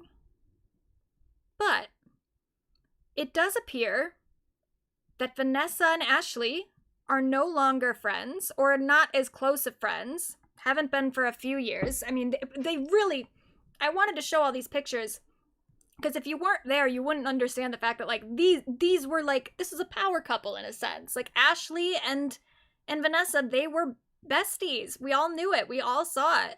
They were together a lot, and then suddenly they're not together anymore, and aren't interacting a whole lot on social media anymore. So, they were friends for a while. There was always some sus stuff with Ashely in terms of how she responded to Vanessa's relationships and her breakups. So, as we all know, Vanessa and Zac Efron were a power couple for a while.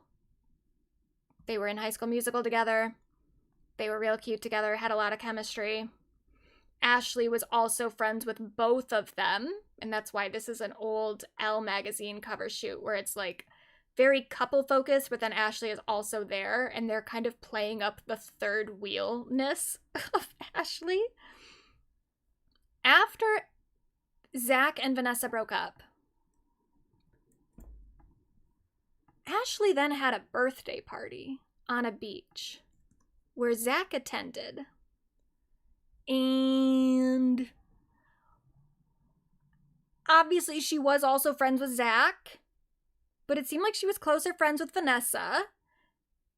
And she's just kind of being a little too close with Zac for many people's comfort. If this were my best friend and this were my ex, I would have some feelings about it.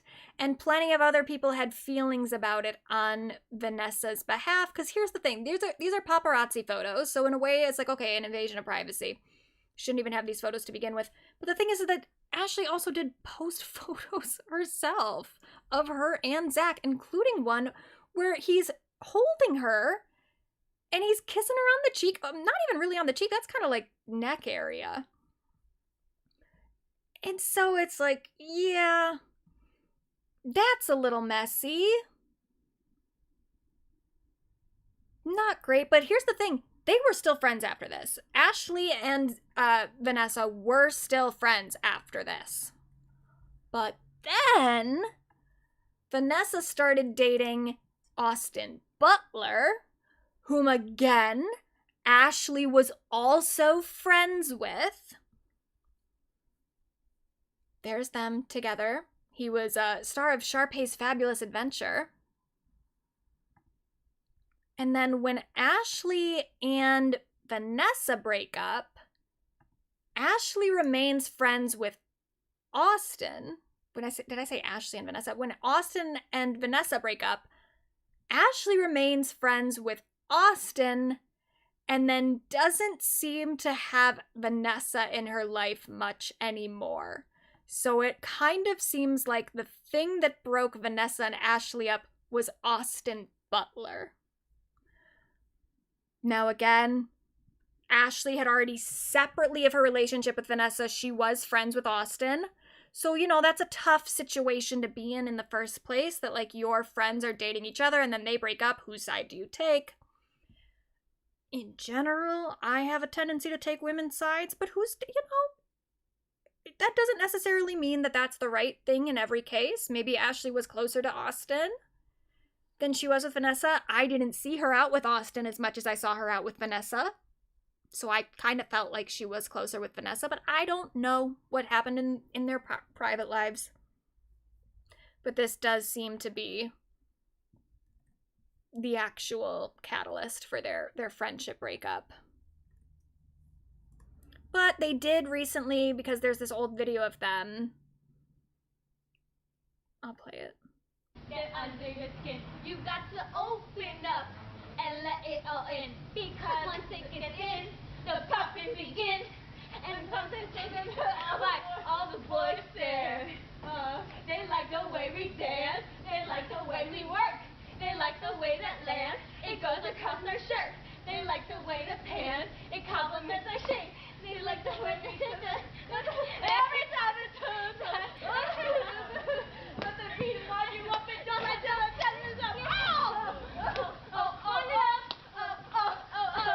So a cute little video.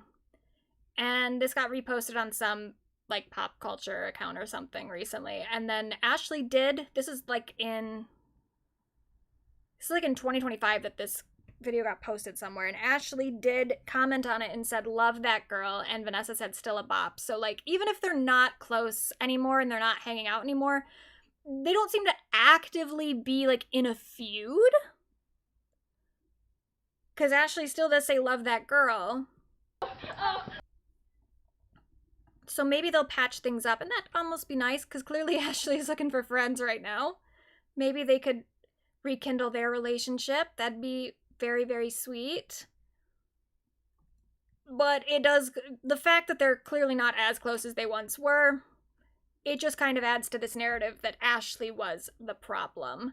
But here's the thing that I think really kind of dooms Ashely, and why I think that she kind of didn't stand a chance in this debacle anyway, unless she had like really good evidence that these other women were awful to her. The fact is, Hilary Duff is just more genuinely famous. I think one of the reasons that we all just keep referring to Ashely Tisdale as Ashely Tisdale, even though she has changed her professional name to Ashley French. I mean, if you go back to the Cut article, I find it. Who is it published under? Is it published under Ashely Tisdale? No. If this will ever load.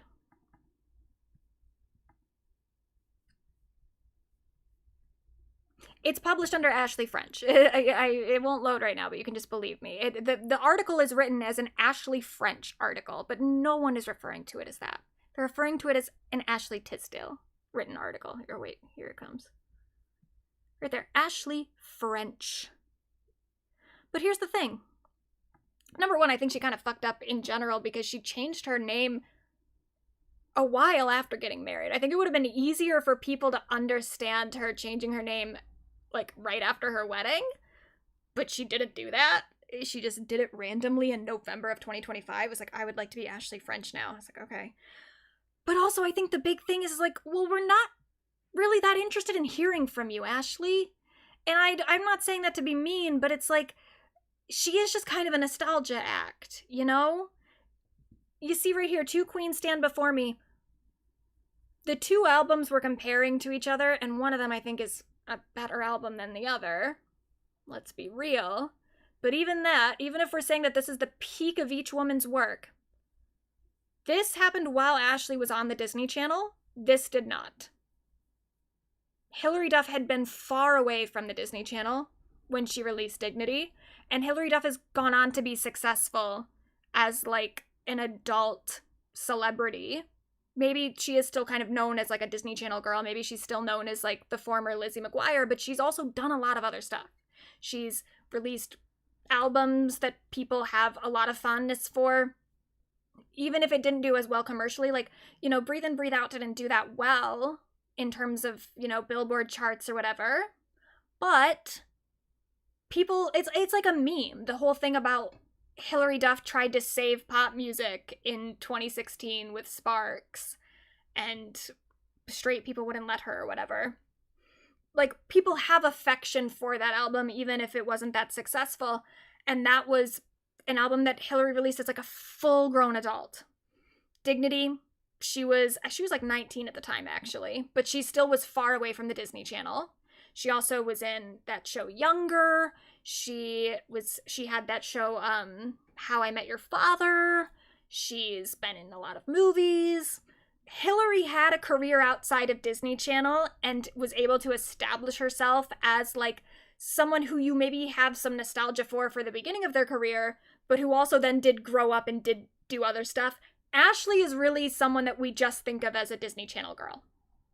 She did do other stuff, but none of it was that significant. So it's like, am I really gonna start calling Ashely Tisdale Ashely French? Probably not, because Ashely Tisdale doesn't mean much to me outside of what she did on the Disney Channel. And that's just it. Hillary has more social clout than Ashely does. So Ashely was just already fighting such an uphill battle, trying to go after, not even just Hillary, but like Hillary and Mandy Moore. People have a lot of respect for Mandy Moore as like an actress, and, you know, her music career didn't really take off. Or she wasn't as interested in even having a music career. So sure, Mandy's music career is maybe a little bit more trapped in the amber of her childhood, but people take Mandy Moore seriously as an actor, for the most part. No one really cares what Ashely's doing. So if you were gonna come after Hilary Duff and Mandy Moore, you really needed to have something heavy that she just didn't have.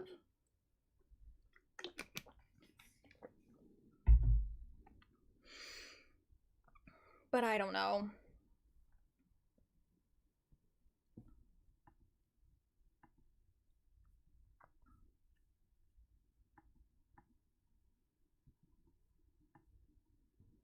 What is this? I have this in here. Oh, and yeah, and then also,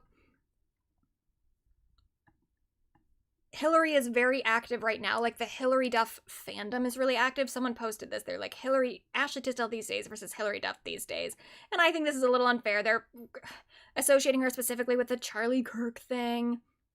I don't know what this, I guess because she did something for Bluey? I don't care. I guess it's maybe just a sign of her not being super relevant, that she's doing stuff for, like, kid shows. But then they're comparing it to Hilary Duff and her having, like, sold-out shows and, more sold-out shows and biggest streaming debut of her career on Spotify, blah, blah, blah. So it's just like, yeah, a lot of people have a more active fandom for Hilary Duff than they had for Ashely. So it's like, you just kind of came into this fight not with not a whole lot of arms, you know? You brought, like, a knife to a gunfight, and the knife was your career of being Sharpay Evans, being Maddie in Sweet Life, being, I guess, a spokesperson for Bluey. And the guns that Hillary has is, like, her whole fucking career that did better than yours.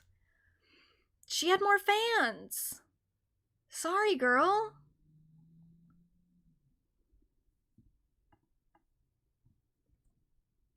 You were outnumbered. And also, you just really didn't help yourself the way you wrote that article.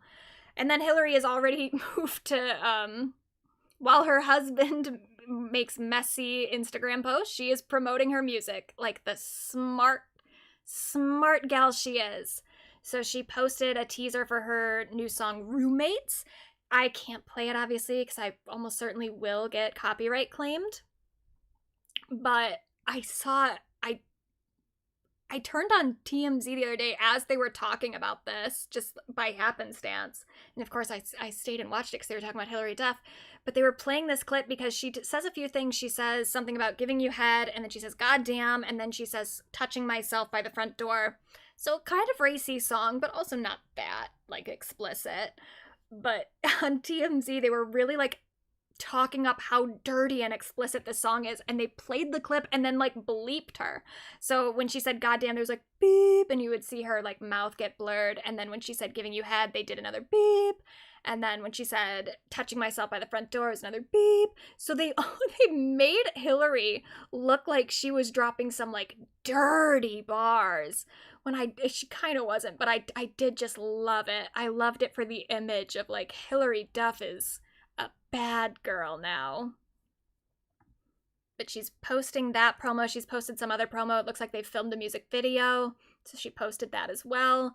She is using this moment to promote herself, and maybe this was already the plan because she is actively like in an album era right now, but it was just very well timed. I was like, get that promo, girl. So good for her. Sorry, Ashely. Try again next time. Anyway, we'll finish up with some just general music updates. So the Artists for Aid benefit concert that was this last weekend raised $5.5 million for the Palestine Children's Relief Fund and the Sudanese American Physicians Association. Very, very cool. We have Pedro there, and which one is this? That's Gigi, right? I don't know the difference between Gigi and Bella Hadid. I apologize. But one of them. And then Chapo was also there. So very cool. Olivia too. $5.5 million. That's a lot of money. And then as we were doing the last bracket, the Pop Girly bracket, that same day Doechii and SZA had released a new song. It is very good. I do think that they kind of fucked up with the timing. Yeah, December 30th. To put it out right before Bella Hadid. Put it out right before New Year's Eve. I was like, should have maybe waited till the beginning of January. Should have waited till like the second week of January, and I think it probably would have done better numbers because it didn't chart at all, but it is good. But it's like, I think it just gets so buried when you put it next to a holiday like that, but it's a good song. And then Lily Allen performed at the Chateau Marmont. She performed some songs from her album and then made a little reference to things that maybe happened at that hotel. Hey guys, these three are the ones I haven't done before, so luckily they are not based on real life experiences, and these things definitely did not happen in this hotel, so woohoo! So that was cute. She performed a few songs, and she kind of cracked up a little bit while she was singing Pussy Palace, which I thought was charming. And that's when I realized Pussy Palace.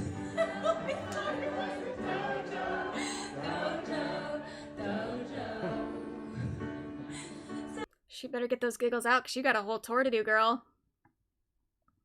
But it probably is worse when it's like, it's just such an intimate room, someone right in front of her while you're singing about your Pussy Palace. Now, on the other side of that, David Harbour has now dropped out of Behemoth, an upcoming drama film that he was set to star in. He is stepped away from the project to rest, which is probably a good idea. It didn't seem like he was in a good place. So hopefully, I mean, look, he is a dick, but again, we talked about it last time. He is getting an amount of scrutiny that would be very hard on anybody, and he maybe is struggling with his sobriety at the current moment, so I feel bad. This is kind of unraveling his entire life. And I hope he can get it together, if not even just for his own sake, because I think he's, a human being who deserves to live a life of dignity, as we all do. But also, again, he is very close with those daughters that he was a stepdad to, so I hope he can get his shit together to continue being the father that stepped up. Now, in other music news, Bruno Mars has announced that his album is done. Very exciting. Why is he here? Why is he one of the top comments? He doesn't even listen to music. Oh, he's everywhere.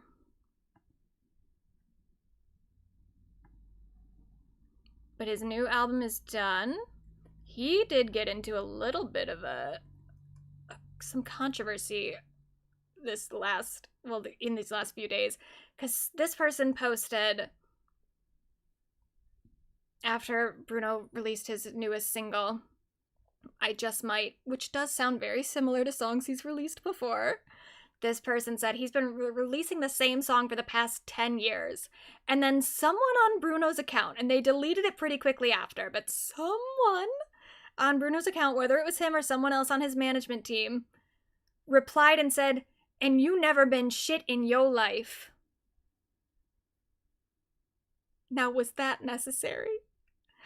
I feel two ways about it. Number one, I mean, this guy is kind of right, and it's not even... I like the song fine, but yeah, Bruno's songs, they sound similar. That's okay. He's a man, he can get away with that. It's still a song that's fine to listen to. So it's like, okay, was it that serious? Did you need a reply? Of all the people that would probably said something nasty about you, I don't think that's the nastiest thing. This was a very weird tweet to reply to, but also at the same time, I do like it when celebrities get messy, and they have not been messy on Twitter for a long time. Everyone's been on their best behavior, and I think it's so boring. So I do kind of like that he replied, and it's ultimately low stakes. Now, someone said, this Red Media account, whatever the fuck that is, Bruno Mars fires back at a fan who said he's been releasing the same music for the past 10 years. And this person quote tweeted and said, "I'm not a fan." So that's funny. I think that's a fun little dust up, but ultimately unserious. Bruno has also announced a tour, and he is touring with Ray and also Leon Thomas, Anderson .Paak, and Victoria Monet, so that's very exciting. Yep, not coming to Detroit, as I see. Oh no, there it is. Okay, Detroit. Thank you, Bruno. I probably won't be going, but thank you. And also Ohio. That was very nice of you. In other Ray news, her song Where's My Husband did go to #1 in the UK recently. So good for her. Happy for Ray. She's super cute. She also is working on something new. She's working on her new album, and she did shut down a London street to film a new music video. There were some clips that people saw of some footage of her filming. Looks fun. Also, in other new album news, Harry Styles is definitely promoting some sort of new era. He's teasing something. He's got a new website or something. And I went to it, and it was just this photo of like a big crowd. So not a whole lot of information yet. He's just teasing at the current moment. But I'm excited for more Harry Styles, because I feel like that could put an end to this somber nonsense. I think the world is hungry for a Harry Styles type artist. And we have had to settle for some other weird motherfuckers for a second. And I'd be happy to get the actual Harry Styles back for an era. Also, Robin, this is the album that I'm really excited about.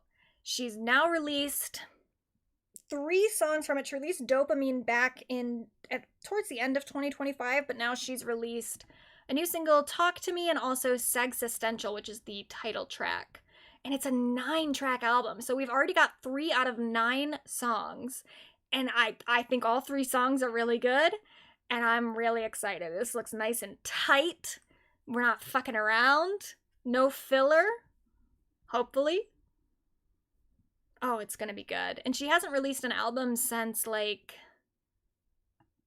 2018, I think. So that's fantastic. She also performed on Colbert. Oops, shit. A performance that a lot of people were making fun of, but I was so obsessed with it. I'm still so obsessed with it. I saw this clip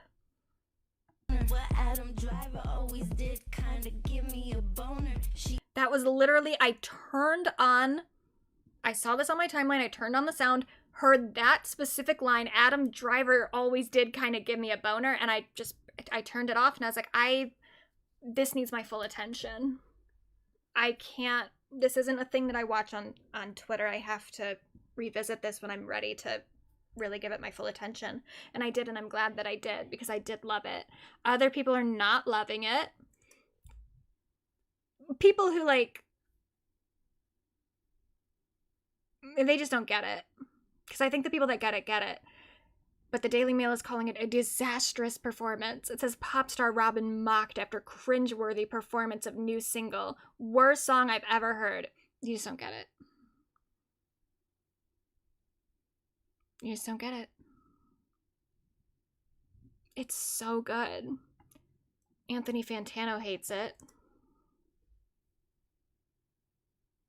Oh, what the fuck? This is a fully different tweet. What is happening with my document? I'll find it.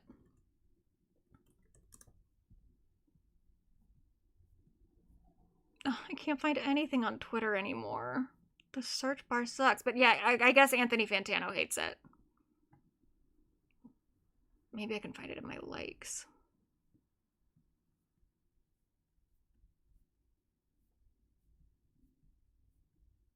But I genuinely, I can't get the song out of my head. And I can't understand not loving it. Yeah, I can't find the Fantano tweet, but that's fine.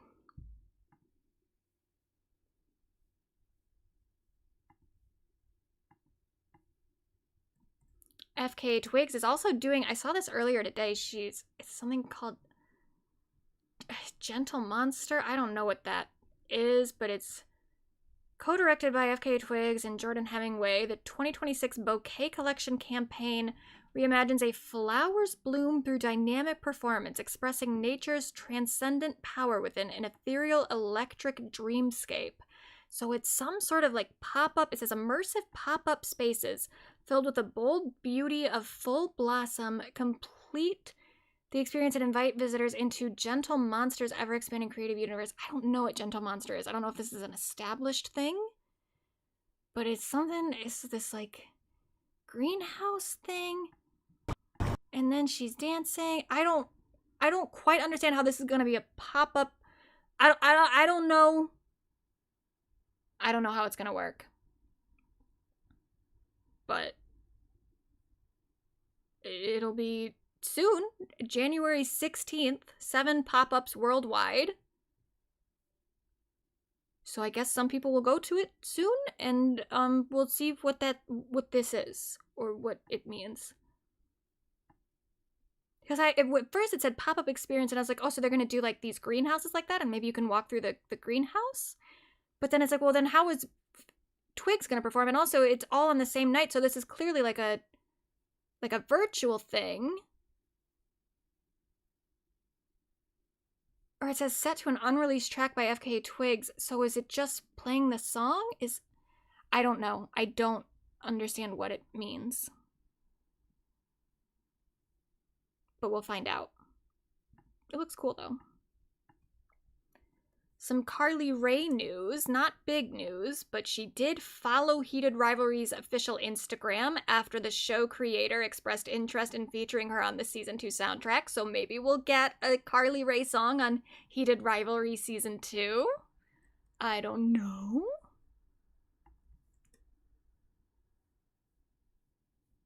And then she did also perform on New Year's Eve in China. Because apparently she's very big in China. She did a few songs, I think. But look at her little... She looks so cute. She's all pregnant. She's got her little dress on. Shout out to Carly. And then The Weeknd and Gaga continue to tease something, or like other people are talking about The Weeknd and Gaga doing something together. I guess The Weeknd and Beyonce were supposed to collaborate on a song for the World Cup, and now Beyonce is no longer attached to it, but then has maybe been replaced by Gaga. So that might be the thing that he was teasing on his Instagram. I don't know. I guess we'll find out. When is the World Cup? How long do we have to wait for that? World Cup 2026. Oh, June. Oh. Well, maybe the song will come out earlier. And then Olivia Rodrigo is doing something for her anniversary, for the anniversary of her first album, and she started with an anniversary thing for a driver's license, but then she's teasing something that it just said the album on it. So I don't know if this is a new album or if it's in relation to the stuff that she's doing for driver's license, because on the anniversary of driver's license, she first posted this. There was like a driver's license application for renewal, so a little tease, and then she, on the anniversary, she said, Sour is turning 5 years old this year, and to celebrate, I'm so excited to announce an upcoming series of reimagined Sour covers from some of my favorite artists ever. We're starting off insanely strong with an incredible reworking of Driver's License from one of my all-time heroes, David Byrne. David is nothing short of a legend, and I actually cried when I heard this version of the song, so yeah, she's doing covers. Very cool. And she also did her own version of Burning Down the House. I haven't listened to it yet. I can't imagine I'll like it more than Paramore's version, but I'll give it a listen. So I guess the things are happening with Olivia Rodrigo, but I don't know if it's just the anniversary stuff or if there's a new thing. We'll find out. Then, this is not really related to music, but it's related to a musician. Megan Thee Stallion has a new Dunkin' Donuts drink. So you can go get your Megan, whatever it's called. Also, Pink Pantheress recently showed her forehead. Oh, what the fuck? Oh my god, they're hiding it now. Everyone ruined it. Now you can't see Pink Pantheress's forehead. She did something with her bangs out of her face. Ooh, shit, I just opened up Twitter. And it says, Page 6 reports Harry Styles has booked a Madison Square Garden residency this year. Oh, wow. Okay, Pink Pantheress forehead.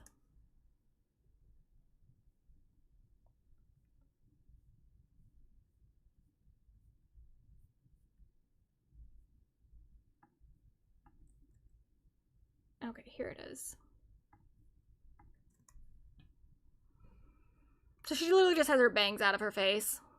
But she looks different because we've only ever really seen her with her bangs. And then immediately people were like accusing her of getting Botox or something. I'm like, that's just her face. It's just her face. Just imagine this, but just put the bangs over it. It's the same face. It's literally the same face. And so now everyone's ruined it. And Pink Panther said she's never showing us her forehead again. You guys, I'm never showing you my forehead again. You all ruined it. I thought she looked nice. And then we also have, this is a just embarrassing update. Jessie Murph reacts to Sydney Sweeney's hotel scene in The Housemaid, and there she is with Sydney Sweeney. When you were already getting the trad wife allegations from that weird 1965 song, you then do a TikTok with Sydney Sweeney?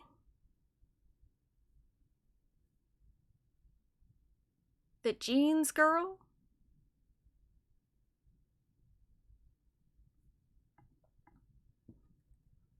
Yeah, I have seen some images of her with her forehead, with her bangs out of her face before, but she's definitely held strong to the bangs throughout this whole newest era.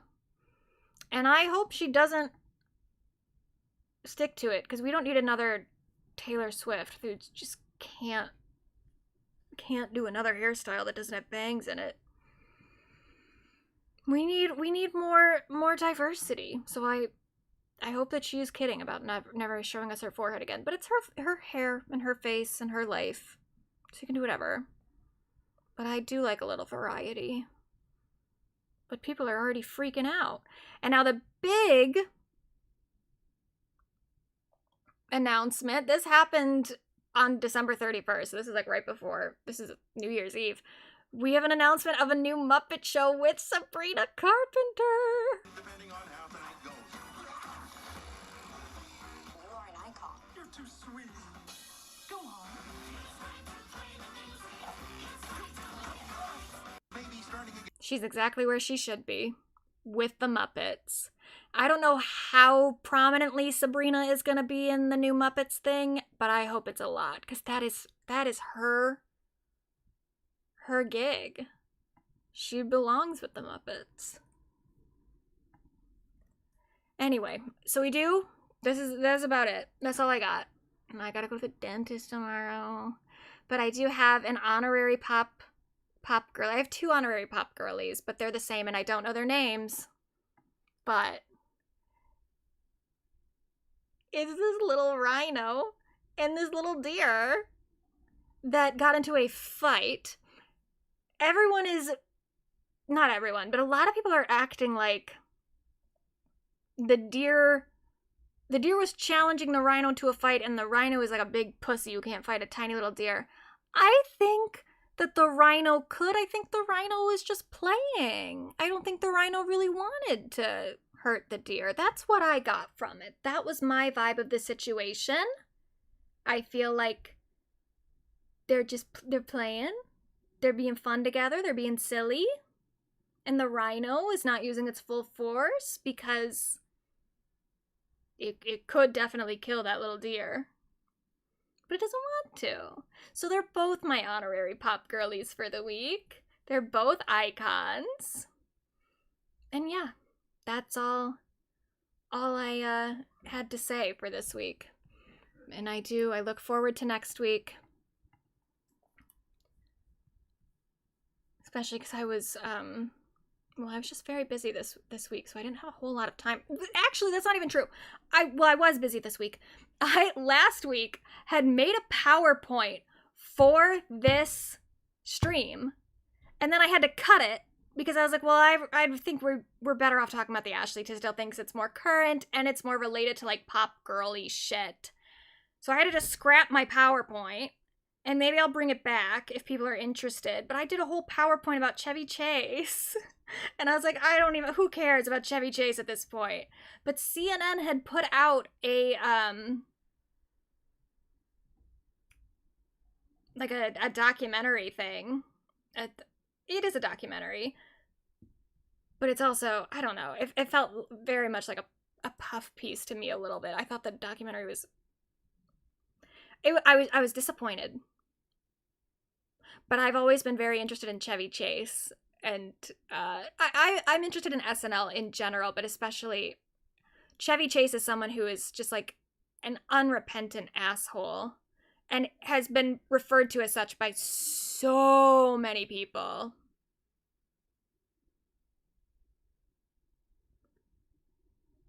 To a degree that it's like, I can't fucking believe this guy continues to work in the industry. Not even because he's like that much of a monster. I mean, he's done some stuff where I'm like, okay, fuck you for real. But it's not even like he's going around, I was gonna say he's not going around assaulting people. He did assault some people. But, you know, he's not like sexually assaulting like a whole litter of people. But he is just like, he's so much of a dick that I'm like, I can't believe other people feel like they want to work with him enough to the point that he can continue getting jobs. And I'm fascinated by it. I'm fascinated by how much of an asshole he gets away with being. Because it's just so, it is just generally kind of funny in a way that he can be such a dick to people and then he just keeps going. And this CNN documentary that came out, it felt like a continuation of that, of like them acknowledging the fact that he's a huge asshole, but then being like, but don't you still kind of like him and feel bad for him? I was like, I don't know.